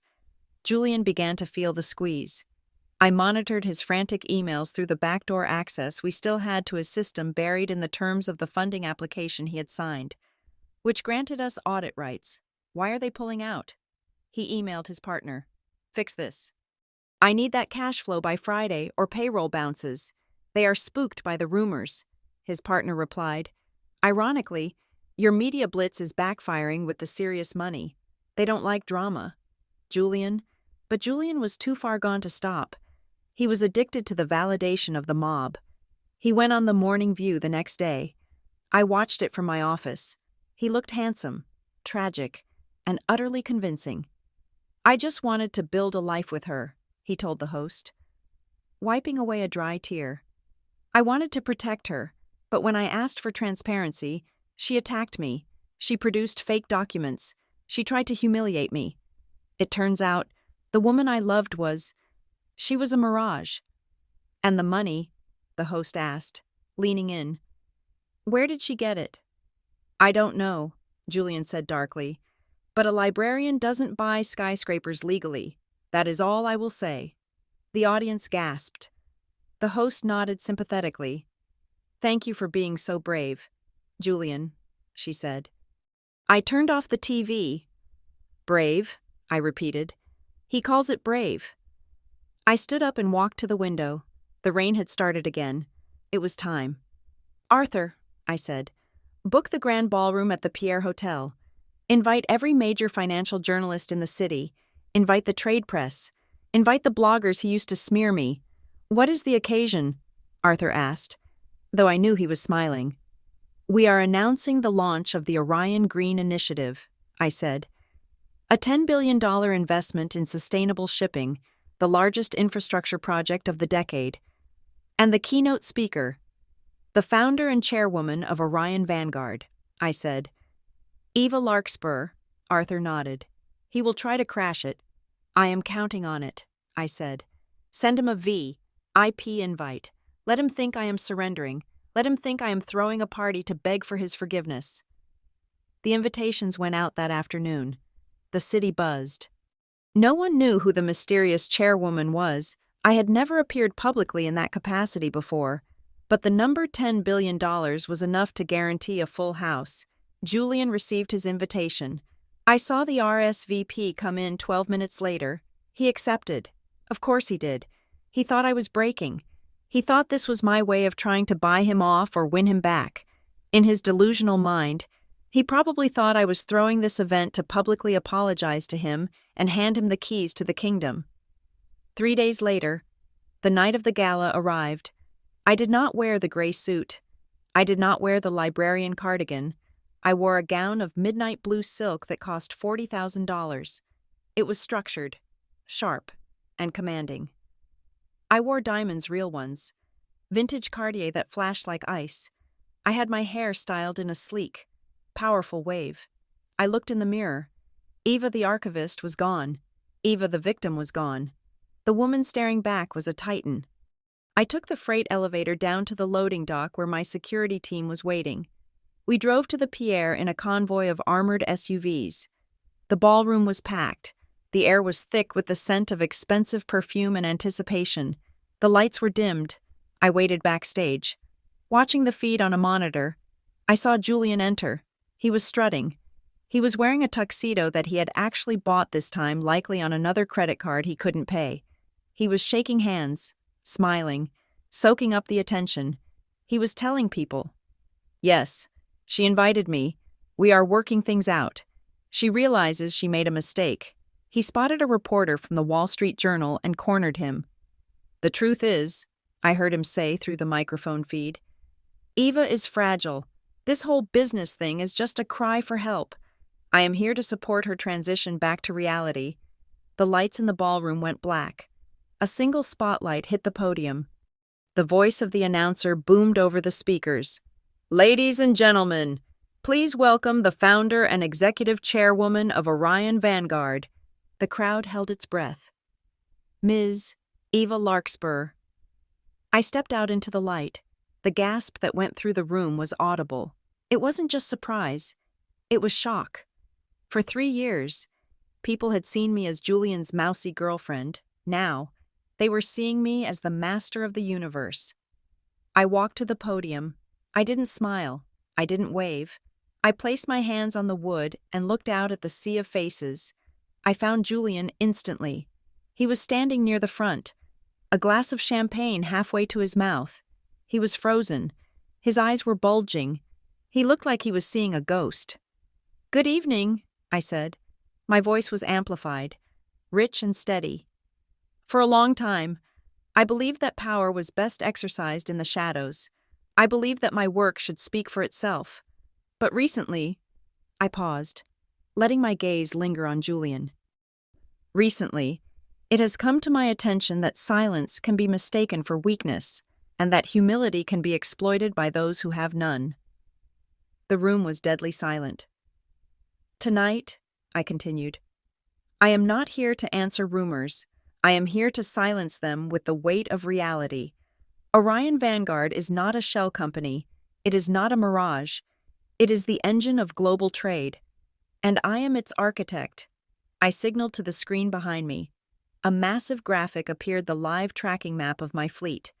Thousands of ships moving in real time. "Tonight, we launch the Green Initiative," I said. "But before we talk about the future, we must clear the debris of the past." I pressed a button on the remote. The screen changed. It wasn't a shipping map anymore. It was a document, a familiar document. Thorn Capital, audit report, falsified. In this industry, I said, my voice dropping an octave, trust is currency. And when someone counterfeits that currency, they don't just hurt themselves, they hurt the market. Julian dropped his glass. It shattered on the floor, the sound echoing like a gunshot. He started to move toward the stage. His face was twisted in a mask of fury. "She is lying," he screamed, his voice raw and ugly. "That is fake. She is a fraud." He scrambled up the steps of the stage. Security started to move, but I held up a hand. "Let him come," I said into the mic. Julian stumbled onto the stage, panting, sweating, his tuxedo disheveled. He pointed a shaking finger at me. "You witch," he hissed, though the microphone picked it up. "You think you can humiliate me? I made you. You were nothing without me." "You didn't make me." "Julian," I said calmly. "You didn't even know me." I turned to the audience. "Ladies and gentlemen," I said, "this is Mr. Julian Thorn, the man who said he wouldn't gamble his future on me. It appears he was right. Because he has no future left to gamble." I nodded to the side of the stage. From the shadows, 2 men in suits stepped out, but they weren't my security. They were wearing badges. FBI. "Julian Thorn," one of the agents said, stepping into the light. "You are under arrest for securities fraud, wire fraud, and embezzlement." Julian stopped. He looked at the agents. He looked at me. He looked at the crowd of hundreds, all of them raising their phones to record his end. "No," he whispered. "No, this is... Eva, tell them we are partners." "We are not partners," I said, leaning into the microphone for the final time. "We are a merger that failed due to lack of assets." The agents grabbed his arms. He screamed as they dragged him away, kicking and pleading, his voice fading as they hauled him out the side exit. The room was silent for a heartbeat. Then, someone started clapping, then another, then the whole room erupted in thunderous applause. I stood there, alone in the spotlight, watching the empty space where Julian had been. I didn't feel joy. I didn't feel sadness. I felt clean. I turned back to the podium. "Now," I said, smoothing my dress, "let's talk about the future." The Global Technology and Transport Gala was the kind of event where the air conditioning smelled like expensive perfume and the hors d'oeuvres cost more than a mid-sized sedan. It was the night when the titans of industry gathered to pat each other on the back and carve up the world's logistics map for the coming fiscal year. For me, it was a debut. For Julian, it was a desperate, final Hail Mary. I knew he would be there, even though his invitation had been revoked. Even though his name had been blacklisted from the guest registry, I knew the sheer, suffocating weight of his desperation would drive him to find a way in. A man who believes he is drowning will claw through a concrete wall if he thinks there is oxygen on the other side. Julian was drowning, and this room was the only air pocket left in New York. I stood backstage in the darkness, watching the feed from the security cameras on a tablet held by my assistant. "He is inside," my head of security murmured, pointing to a grainy figure moving rapidly through the periphery of the ballroom. "He bribed a waiter at the service entrance. $500. Do you want us to remove him?" I watched Julian on the screen. He looked frantic. His tuxedo was wrinkled. His hair was a little too wild, and his eyes were darting around the room like a trapped animal. He was sweating. I could see the sheen of it on his forehead even through the pixelated video. "No," I said, handing the tablet back. "Let him stay. He needs to see this." I adjusted the silk of my gown. It was a custom creation by Schiaparelli, a structure of architectural midnight velvet and gold structure that looked less like a dress and more like a suit of armor designed for a queen. It was bold. It was unapologetic. It was the kind of garment that announced its wearer did not need to ask for permission to enter a room. On the screen, Julian had cornered a man near the bar. I recognized the victim immediately. It was Thomas Halloway, the managing partner of Sovereign Wealth, one of the biggest investment firms on Wall Street. Holloway was old money, the kind of man Julian idolized and feared in equal measure. I signaled for the audio feed to be isolated. "Mr. Holloway, please, just give me 2 minutes." Julian was pleading, his voice tight and high. "The rumors are baseless. It is a smear campaign orchestrated by a vindictive ex. She is a fraud. Thomas, a complete fraud." Holloway looked uncomfortable, trying to edge away toward the shrimp tower. "Julian, this really isn't the time. I heard about the audit issues." "Fabricated," Julian insisted, grabbing Holloway's arm. "She falsified documents. She is a nobody. Thomas, she is a museum archivist who tricked me. She claimed she had millions, but it is all smoke and mirrors. I am the victim here. I am the one who built a legitimate business, and she is trying to tear it down because I wouldn't let her control me." "Is that so?" Holloway asked, looking for an exit. "Absolutely," Julian said, gaining confidence as he spun his lie. "She is unstable. I tried to help her, but she is delusional. She thinks she owns half the city. It is sad. Really, but I need capital to weather this storm. Thomas, if Sovereign comes in with a bridge loan of $5 million, we can stabilize the fund, and I can promise you a 20% return by next quarter." I had heard enough. "It is time," I said to the stage manager. The lights in the cavernous ballroom dimmed, signaling the start of the keynote.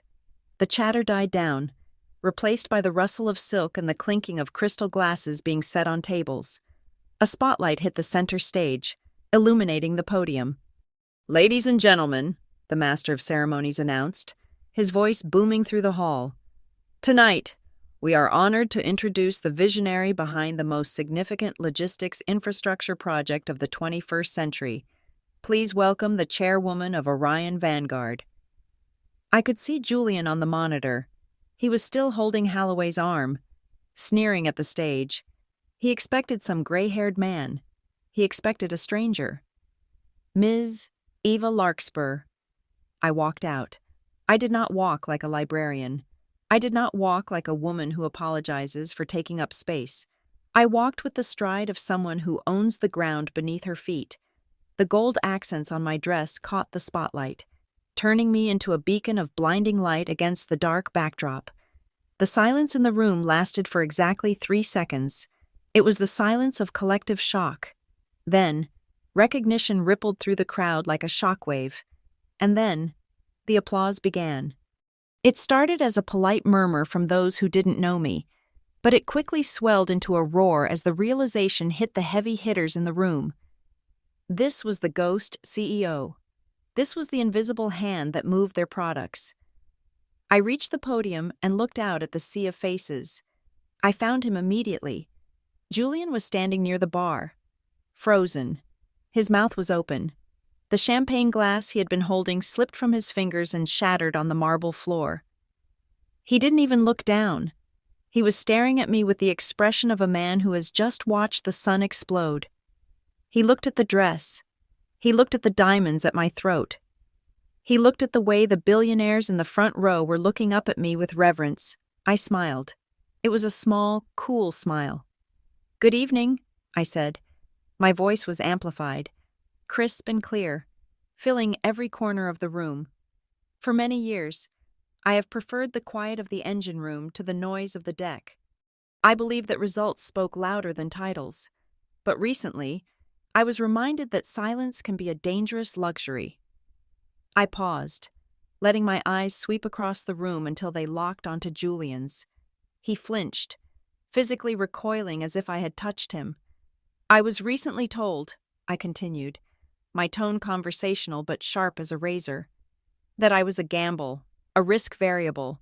I was told by a very confident young man that he could not afford to bet his future on someone who did not bring enough value to the table."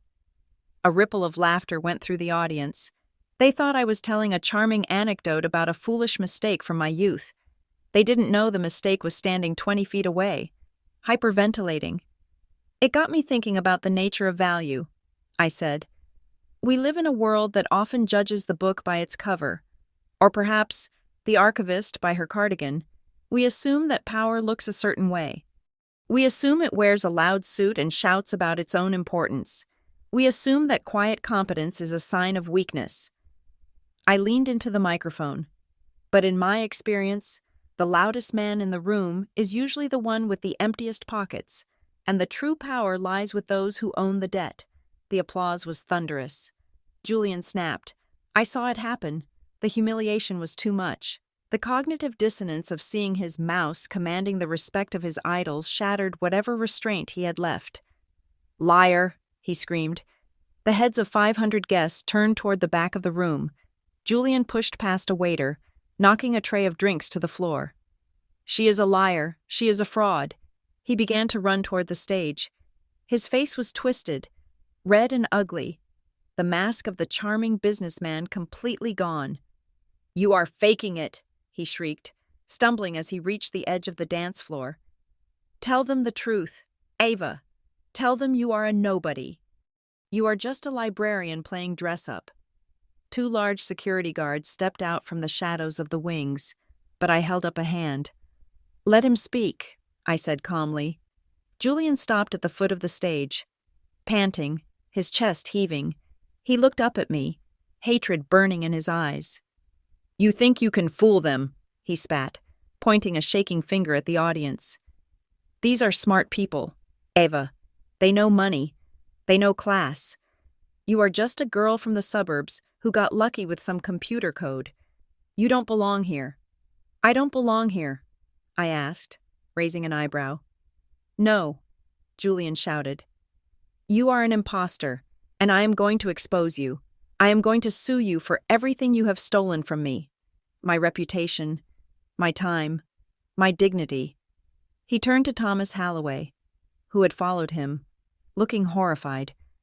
Thomas, tell her, Julian pleaded, grabbing the older man's lapel. Tell her who I am. Tell her that Thorn Capital is a major player. Tell her you are investing $5 million with me tonight. The room went deadly silent. Everyone looked at Thomas Halloway. Halloway gently peeled Julian's fingers off his jacket.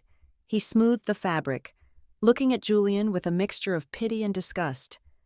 Julian, Halloway said, his voice carrying in the quiet room. I am not investing in Thorn Capital. What? Julian blinked, confused. But we talked. You said the fundamentals looked good. I said the fundamentals looked good, Halloway corrected. Until I saw the balance sheet this morning.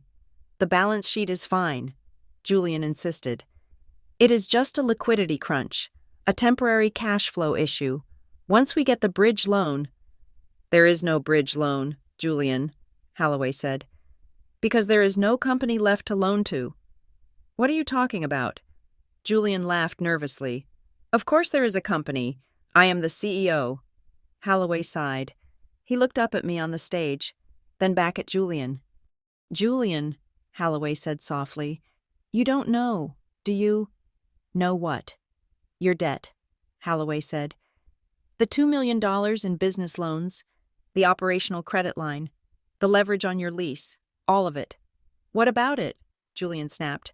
I am servicing the debt. The bank is fine with it. The bank sold the debt yesterday, Halloway said. Julian froze. Sold it to who bought it? Halloway didn't answer. He just looked up at the stage. Slowly, painfully. Julian turned his head. He looked up at me. I was standing there, bathed in the golden spotlight, looking down at him like a god looking at an insect. You, he whispered. I purchased the entirety of Thorn Capital's distressed debt obligations yesterday afternoon, I said. My voice was calm, businesslike. I bought the notes for 60 cents on the dollar. It was considered a high-risk junk asset, but I felt sentimental. You own my debt, Julian choked out. I own your loans, Julian, I clarified. Which means I own the rights to call them in, and given the violation of your covenants regarding truthful financial reporting, I am calling them in, immediately.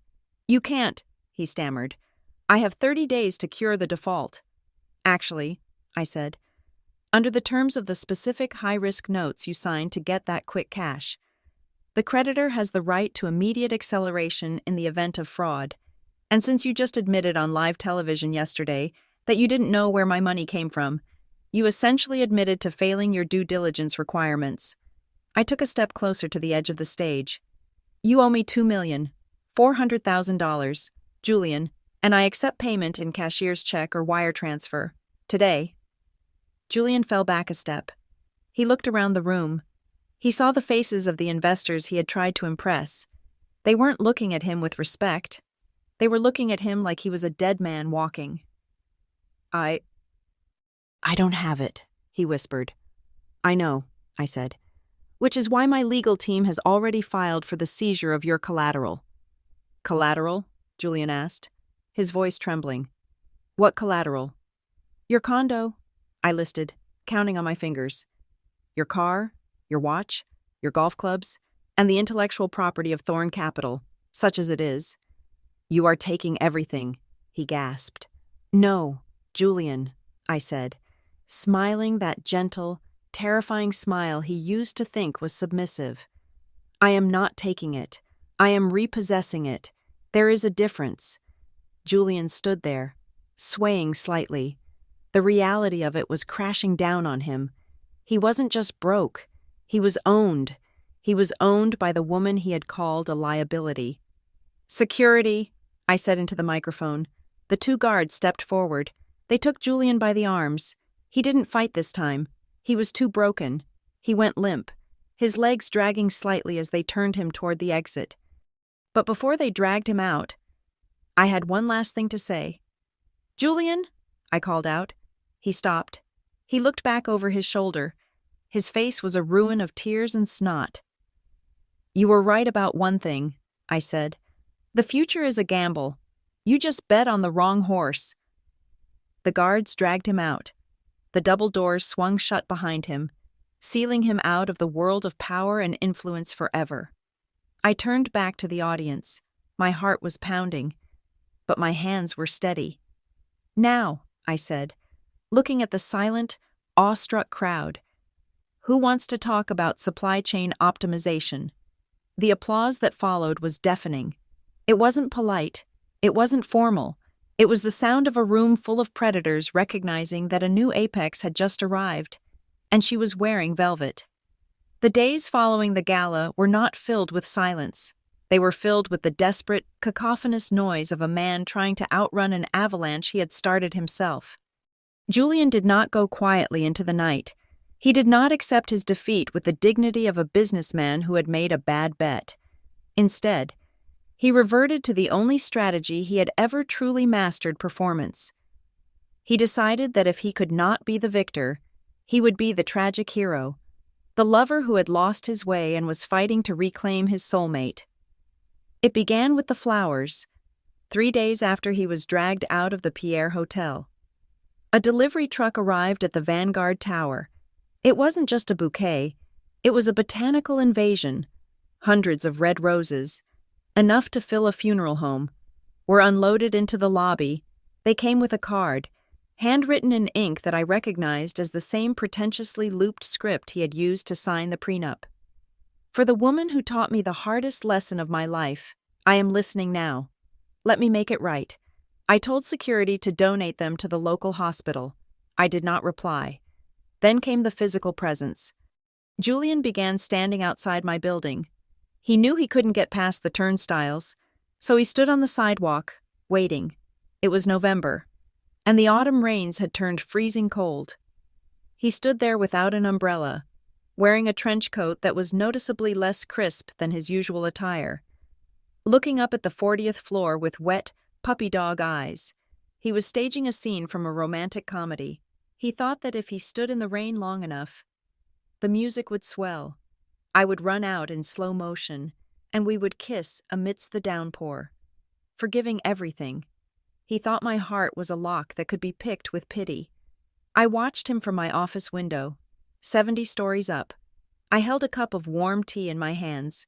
I didn't feel a pull of affection. I felt the clinical detachment of a biologist observing a bacteria struggle in a petri dish. He has been there for 4 hours, Arthur said, standing beside me. The paparazzi are taking pictures. He is trying to spin a redemption arc. He thinks this is a movie, I said, taking a sip of tea. He thinks the third act is where he gets the girl back. What is the third act? Actually? Arthur asked. The sentencing phase, I replied. I walked to my desk and picked up the phone. Security. This is Ms. Larkspur. Mr. Thorne is trespassing on the public easement and harassing our employees. Have the police remove him and ensure the press gets a good angle of him being put in the squad car. Half an hour later, I watched as 2 officers escorted a soaking wet, shouting Julian away from the curb. There was no slow-motion kiss. There was only the harsh reality of a citation for public disturbance. But I wasn't done. The flowers and the rain were annoyances. The lies he had told about me, the damage he had tried to inflict on my name to save his own skin, required a response that was measured in ink and iron. The following morning, I dispatched a process server to the cheap motel where Julian was staying, his condo having been seized by the bank 24 hours prior. The server handed him a thick envelope. It wasn't a love letter.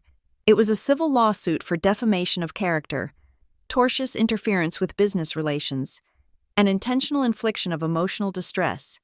We weren't just suing him for money. Although we were asking for $10 million in damages, we were suing him for the truth. The lawsuit demanded a public retraction of every lie he had told the press. It demanded he admit, on record, that he had fabricated the stories about my illicit wealth. Simultaneously, the forensic audit of Thorne Capital was completed. What my team found was not just incompetence, it was larceny. Julian hadn't just been bad at business. He had been robbing Peter to pay Paul, and then robbing Paul to buy himself designer shoes. He had created 3 shell companies, listed as consulting vendors, which were actually bank accounts registered to his mother. He had been siphoning investor funds' money meant for tech startups and green energy into these accounts to pay for his lifestyle. The lease on his Audi paid for by client funds. The engagement ring he had bought me, paid for by a research grant he had awarded to himself. The $5,000 golf clubs categorized as office supplies. It was pathetic, it was sloppy, and it was a federal crime. We turned the evidence over to the district attorney. The fallout was immediate and nuclear. The inner circle, that group of laughing, shallow friends who had mocked me at the rooftop bar, scattered like cockroaches when the lights turned on.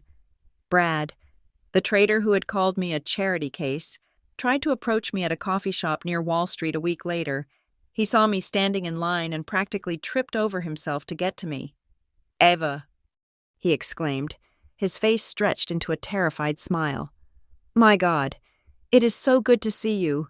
You look incredible. Power suits you, really." I looked at him. I didn't blink. "Listen," he continued, sweating slightly, "about Julian. I just want you to know. We never knew. He duped us too. I always told him he didn't appreciate you. I always said, Eva is the smart one. You know that, right?" "Brad," I said, my voice cutting through the noise of the espresso machine, "if you ever speak to me again, I will have my compliance team audit every trade you have made in the last 5 years, and we both know what they will find." Brad went pale. He backed away, hands raised in surrender, and ran out of the shop without his coffee. Julian was isolated. He was homeless, assetless, and facing indictment. And then came the call from his mother. Mrs. Thorne had always treated me with a distinct variety of polite disdain. To her, I was the help that her son was sleeping with. She had made subtle digs about my clothes, my hair, and my lack of pedigree at every Sunday brunch I had endured. When my phone rang and displayed her number, I almost let it go to voicemail, but curiosity is a powerful force. "Hello, Mrs. Thorne," I said. "You vicious girl," she spat. There was no preamble. Her voice was trembling with rage. "How dare you? How dare you do this to him? He is a good boy. He made a mistake, and you are destroying his life out of spite." "He committed fraud, Mrs. Thorne," I said calmly. "I didn't make him steal money. I didn't make him lie to the FBI." He did it for you, she shrieked. He wanted to be successful for you, to give you a life. And this is how you repay him: by stealing his company, by seizing his home. You have billions. Eva, what is a $2 million condo to you? It is crumbs. Why do you have to take the crumbs?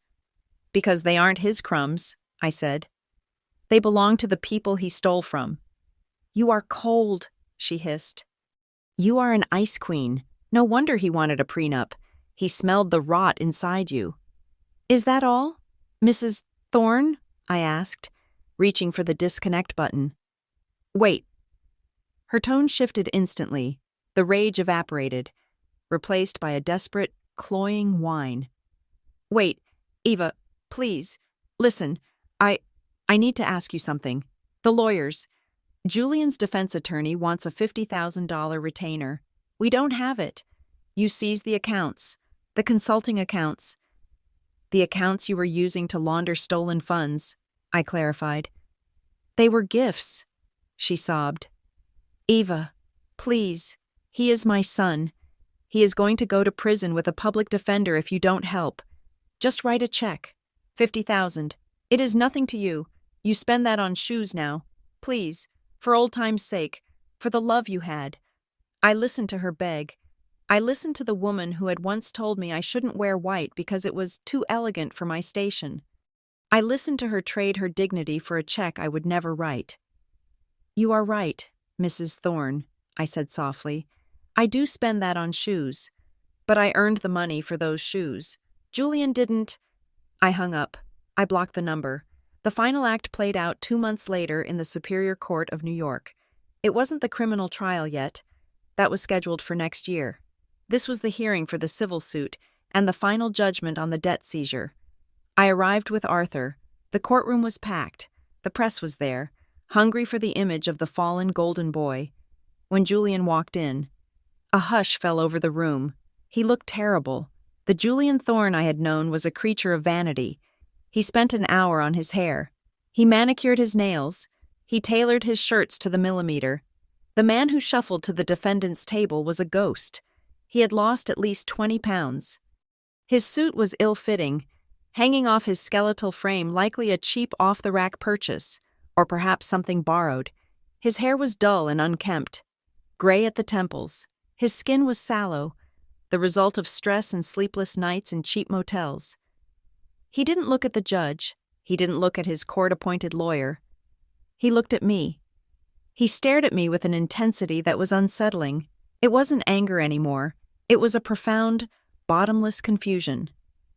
He looked like a man who had woken up on a different planet and didn't know the laws of gravity. The proceedings were swift. The evidence was irrefutable. My lawyers presented the signed loan documents, the default notices, and the proof of fraud that triggered the acceleration clauses. Julian's lawyer tried to argue hardship, tried to argue that the seizure was punitive and excessive. The judge was unimpressed. Mr. Thorne signed the documents, the judge said. Peering over his glasses, he represented himself as a sophisticated financial professional. He cannot now claim ignorance of the terms he agreed to. The gavel banged. Judgment for the plaintiff. Eva Larkspur was granted full ownership of all remaining assets of Julian Thorne to satisfy the debt. It was over. As the courtroom cleared, Julian remained seated. He sat there, staring at the empty table, his hands clasped in front of him. I told Arthur to wait outside. I walked over to the defense table. Julian looked up as I approached. Up close, he smelled of stale coffee and fear. Ava, he croaked. His voice was rough, unused. Julian, I said. He looked at my dress, a simple black sheath that cost more than the motel he was living in. He looked at the pearl earrings I was wearing. You have everything, he whispered. The words came out slow, heavy. You have the tower. You have the company. You have the money. You won. Eva, you beat me. He looked into my eyes, searching for something, maybe a spark of the girl who used to make him soup when he was sick. But why? He asked, tears pooling in his eyes. Why didn't you save me? We were in love, or I thought we were. You saw me drowning. You could have just... Reached out a hand, a check, a word. You could have fixed it all with a snap of your fingers. Why did you let me die? It was the question of a narcissist. Even in his ruin, he believed he was entitled to my salvation. He believed that my love should have been a shield for his incompetence. I looked at him, and I felt absolutely nothing. The anger was gone. The hurt was gone. There was only the cold, hard fact of what he was. I did try to save you, Julian, I said quietly. He blinked. What? I tried to save you from the only person who could truly destroy you, I said. Yourself. I gave you a chance. That night at the restaurant, when you slid that prenup across the table, that was your lifeboat. All you had to do was treat me like a person. All you had to do was value me for who I was, not for what you thought I lacked. I leaned in closer, my voice dropping to a whisper that only he could hear. But you chose to sign your own death warrant the moment you looked at me and decided I was less than you. You didn't want a partner, Julian. You wanted a stepping stone, and you forgot that stepping stones are made of rock. If you kick them too hard, you break your foot. Julian stared at me. A single tear rolled down his cheek, cutting a track through the grime on his face. I am sorry, he whispered. I am so sorry. I know, I said, but apologies don't pay debts. I straightened up and turned away. Goodbye, Julian. I walked out of the courtroom. I didn't look back. I didn't need to. I knew exactly what was happening behind me. The bailiffs were moving in to collect him for processing on the fraud charges.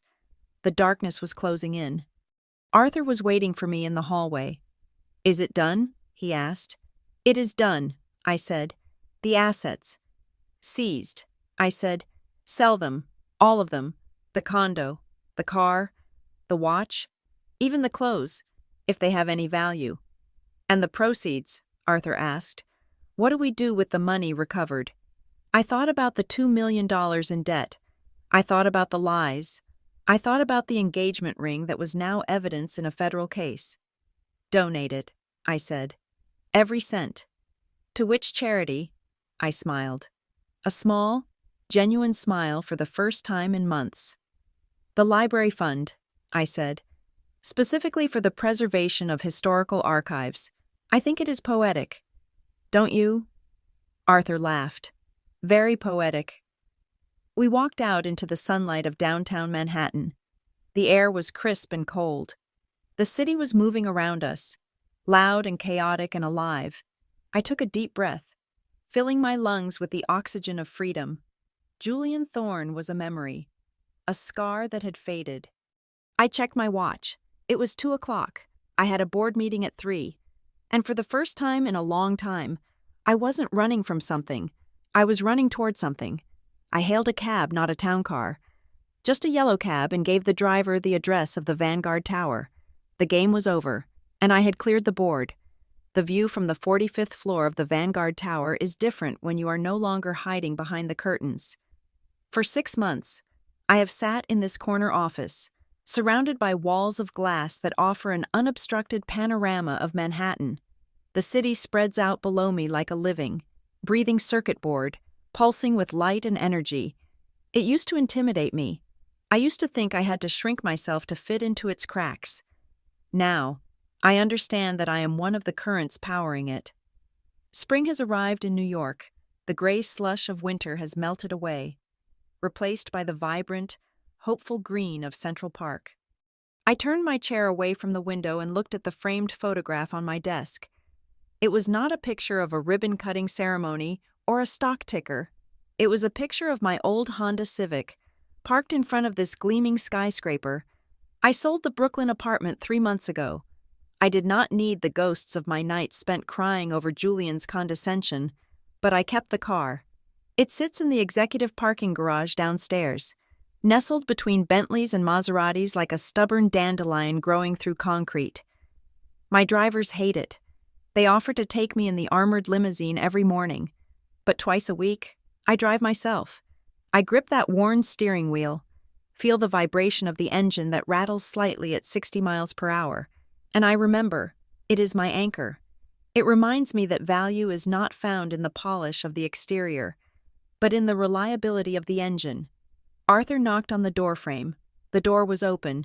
I did not keep doors closed anymore. "The final liquidation report on the Thorn matter," Arthur said, placing a thin file on my desk. He said the name with the clinical detachment one might use for a minor weather event that had passed. I did not open the file. I knew what it contained. "Where is he?" I asked. "He is currently employed at a strictly cash-only electronics resale shop in Queens," Arthur said. "He sells refurbished cell phones and used gaming consoles. He is living in a basement studio apartment in Astoria. It has one window, which faces a brick wall." I nodded slowly. There was no surge of triumph in my chest, no thrill of vengeance, just a quiet, settling sense of balance. Julian had spent his life terrified of being ordinary, terrified of being poor, terrified of being seen as anything less than a titan. He had projected those fears onto me, accusing me of being the drag on his ascent. Now, stripped of his pretenses, his fraud, and his unearned arrogance, he was living the exact life he had scorned. He was ordinary, he was poor, he was a man selling used goods to people who did not care about his name. "Does he know," I asked, "that the scholarship fund you established with his seized assets has already sent 3 students to college?" Arthur smiled. "I made sure a press release was sent to his place of employment. I imagine he read it during his lunch break." "Good," I said. "That is enough. Close the file." "Arthur." "Consider it closed," Arthur said. "Oh, and the architect is here, for the library renovation project." My heart did a small, unbidden flip. "Send him in." Leo walked in a moment later. He was not wearing a $3,000 suit. He was wearing a charcoal button-down shirt with the sleeves rolled up to his elbows, revealing forearms dusted with chalk and plaster. He had messy brown hair that looked like he had run his hands through it in frustration over a blueprint, and his eyes were the color of warm amber. Leo was an architect I had hired to design the new wing of the public library, the very library where I used to work, the one I had funded with the proceeds from Julian's seized estate. "Ms. Larkspur," Leo said, unrolling a large tube of drawings onto my conference table. I think I cracked the problem with the natural light in the reading room. He didn't look at me with fear. He didn't look at me with dollar signs in his eyes. He looked at me as a collaborator, a partner in building something. "Show me," I said, walking over to the table. We spent the next hour arguing about skylights. It was a passionate, technical argument. Leo didn't back down just because I was the billionaire client. He fought for his vision because he believed it was better for the space. "If you put the glass there," he insisted, pointing a pencil at the drafting paper, "you get glare on the reference desks between 2 and 4 in the afternoon. But if we angle it here, you get soft, diffused light all day. It is about the experience of the reader. Ava, not just the flashiness of the design." I stopped. He had called me Ava, not Ms. Larkspur, not ma'am, just Eva. "You are right," I said softly. He looked up, a slow smile spreading across his face. It was a genuine smile, one that crinkled the corners of his eyes. "I usually am. About light. Anyway, about where to eat lunch, I am usually wrong. I am hungry," I found myself saying. "Do you like hot dogs?" "I love hot dogs," Leo said, "but only if they are from the cart on the corner. The fancy stuff is a waste of money." We went to the corner. We sat on a concrete bench in the middle of the lunchtime rush, eating $3 hot dogs with mustard. We talked about art. We talked about the structural integrity of Gothic cathedrals. We talked about his dog, a rescue mutt named Buster, who was afraid of thunder. We did not talk about my stock portfolio. We did not talk about his debt-to-income ratio. That was the first date. The second date was a walk in Central Park. We bought vanilla ice cream cones from a truck. It was a simple, childish pleasure that I hadn't allowed myself in years. Julian would have critiqued the calorie count. Julian would have worried about getting ice cream on his suit. Leo dropped a glob of ice cream on his shoe, laughed, and wiped it off with a leaf. So, Leo said, watching a group of ducks paddle across the pond. You are intense, Ava.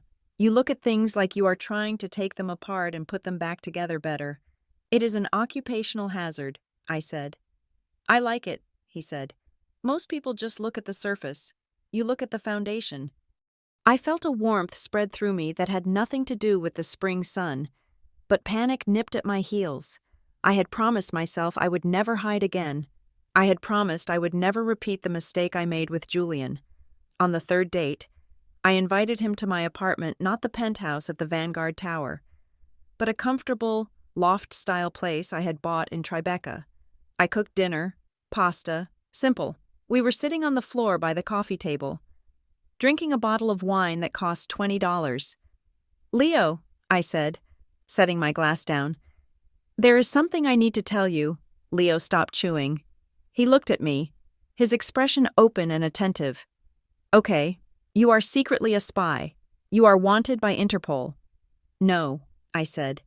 But you know I own Orion Vanguard. Yeah, he said. Everyone knows. You are the logistics queen. Very impressive. It is not just Orion, I said.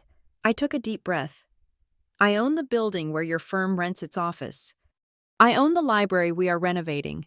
I have a net worth that is significant. It can be intimidating. It can change things. I watched his face. I braced myself for the shift. I waited for the calculation, the sudden stiffness, or the greedy gleam I had seen in Julian's eyes. Leo looked at me. He looked around the apartment, then he looked back at his pasta. Okay, he said. Okay, I repeated. Yeah, Leo said, shrugging. I mean, that is cool. You built a lot of stuff. That takes hard work. But does it change the fact that you burn the garlic bread? He pointed to the blackened basket of bread on the table. I blinked. I did not burn it. I toasted it enthusiastically. Leo laughed. It was a warm, rich sound that filled the room. He reached across the table and took my hand. His palm was rough, warm, and solid. Ava, he said, his voice serious now. I am an architect. I build things that are supposed to stand for 100 years. I know the difference between the facade and the structure. Your money. That is the facade. It is decoration. It is nice, sure, but I am interested in the structure. I am interested in you. The woman who argues about skylights, the woman who eats hot dogs on a bench, that is the person I am hanging out with. You are not intimidated? I asked, my voice small. I make $80,000 a year. Leo said, I drive a truck that is 10 years old. I love my job. I love my dog. And I think I am starting to really like you. Unless you need me to be a billionaire to date you. I am good. Are we good? I looked at him. I really looked at him. There was no pretense, no mask. Just a man who knew exactly who he was and didn't need me to be smaller so he could feel big. We are good, I whispered. Great, Leo said, squeezing my hand. Then you can pay for the ice cream next time, and I will cook dinner, because seriously, this bread is a fire hazard. I laughed. And for the first time in 3 years, the laughter didn't feel hollow. It felt like a bell ringing in a clear sky. There was no prenup. When Leo moved in 6 months later, we didn't sign a contract.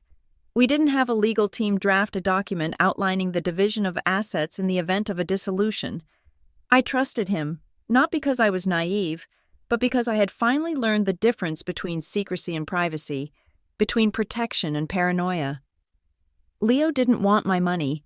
He wanted to build a bookshelf in the living room because he thought my books deserved a better home. He wanted to walk Buster in the morning with me. He wanted to share a life, not a bank account. And that brought me to this morning.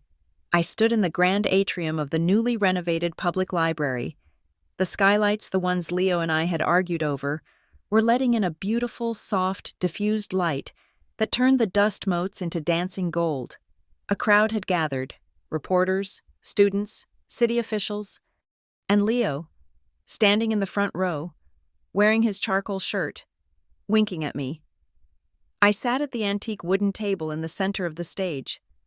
In front of me lay a document. It was not a lawsuit. It was not a seizure order. It was a charter. The Eva Larkspur Foundation for Female Entrepreneurship. I picked up the pen. It was the same Mont Blanc pen I had used to sign Julian's prenup all those months ago. The same pen that had signed away my dignity in a moment of weakness. But the hand holding it was different now. I looked out at the crowd. I saw young women with bright eyes and big dreams, holding notebooks, looking at me not as a curiosity, but as a possibility. I was establishing a $100 million fund to provide seed capital for women who came from nothing. Women who had great ideas but no safety net. Women who had been told they were a gamble.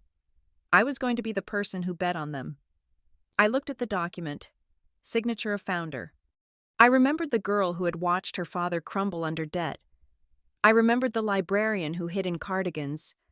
I remembered the fiancé who had almost signed herself into slavery because she thought love required diminishing herself. I took a breath. I pressed the nib to the paper. I signed my name. Eva Larkspur. The ink flowed dark and permanent. It was not a signature of submission. It was not a signature of secrecy. It was a signature of power. It was a mark that said, I am here, I have value, and I'm going to use that value to change the world. I stood up. The applause washed over me. Warm and validating, Leo was clapping the loudest. He wasn't looking at the crowd. He was looking at me. His face glowing with pride.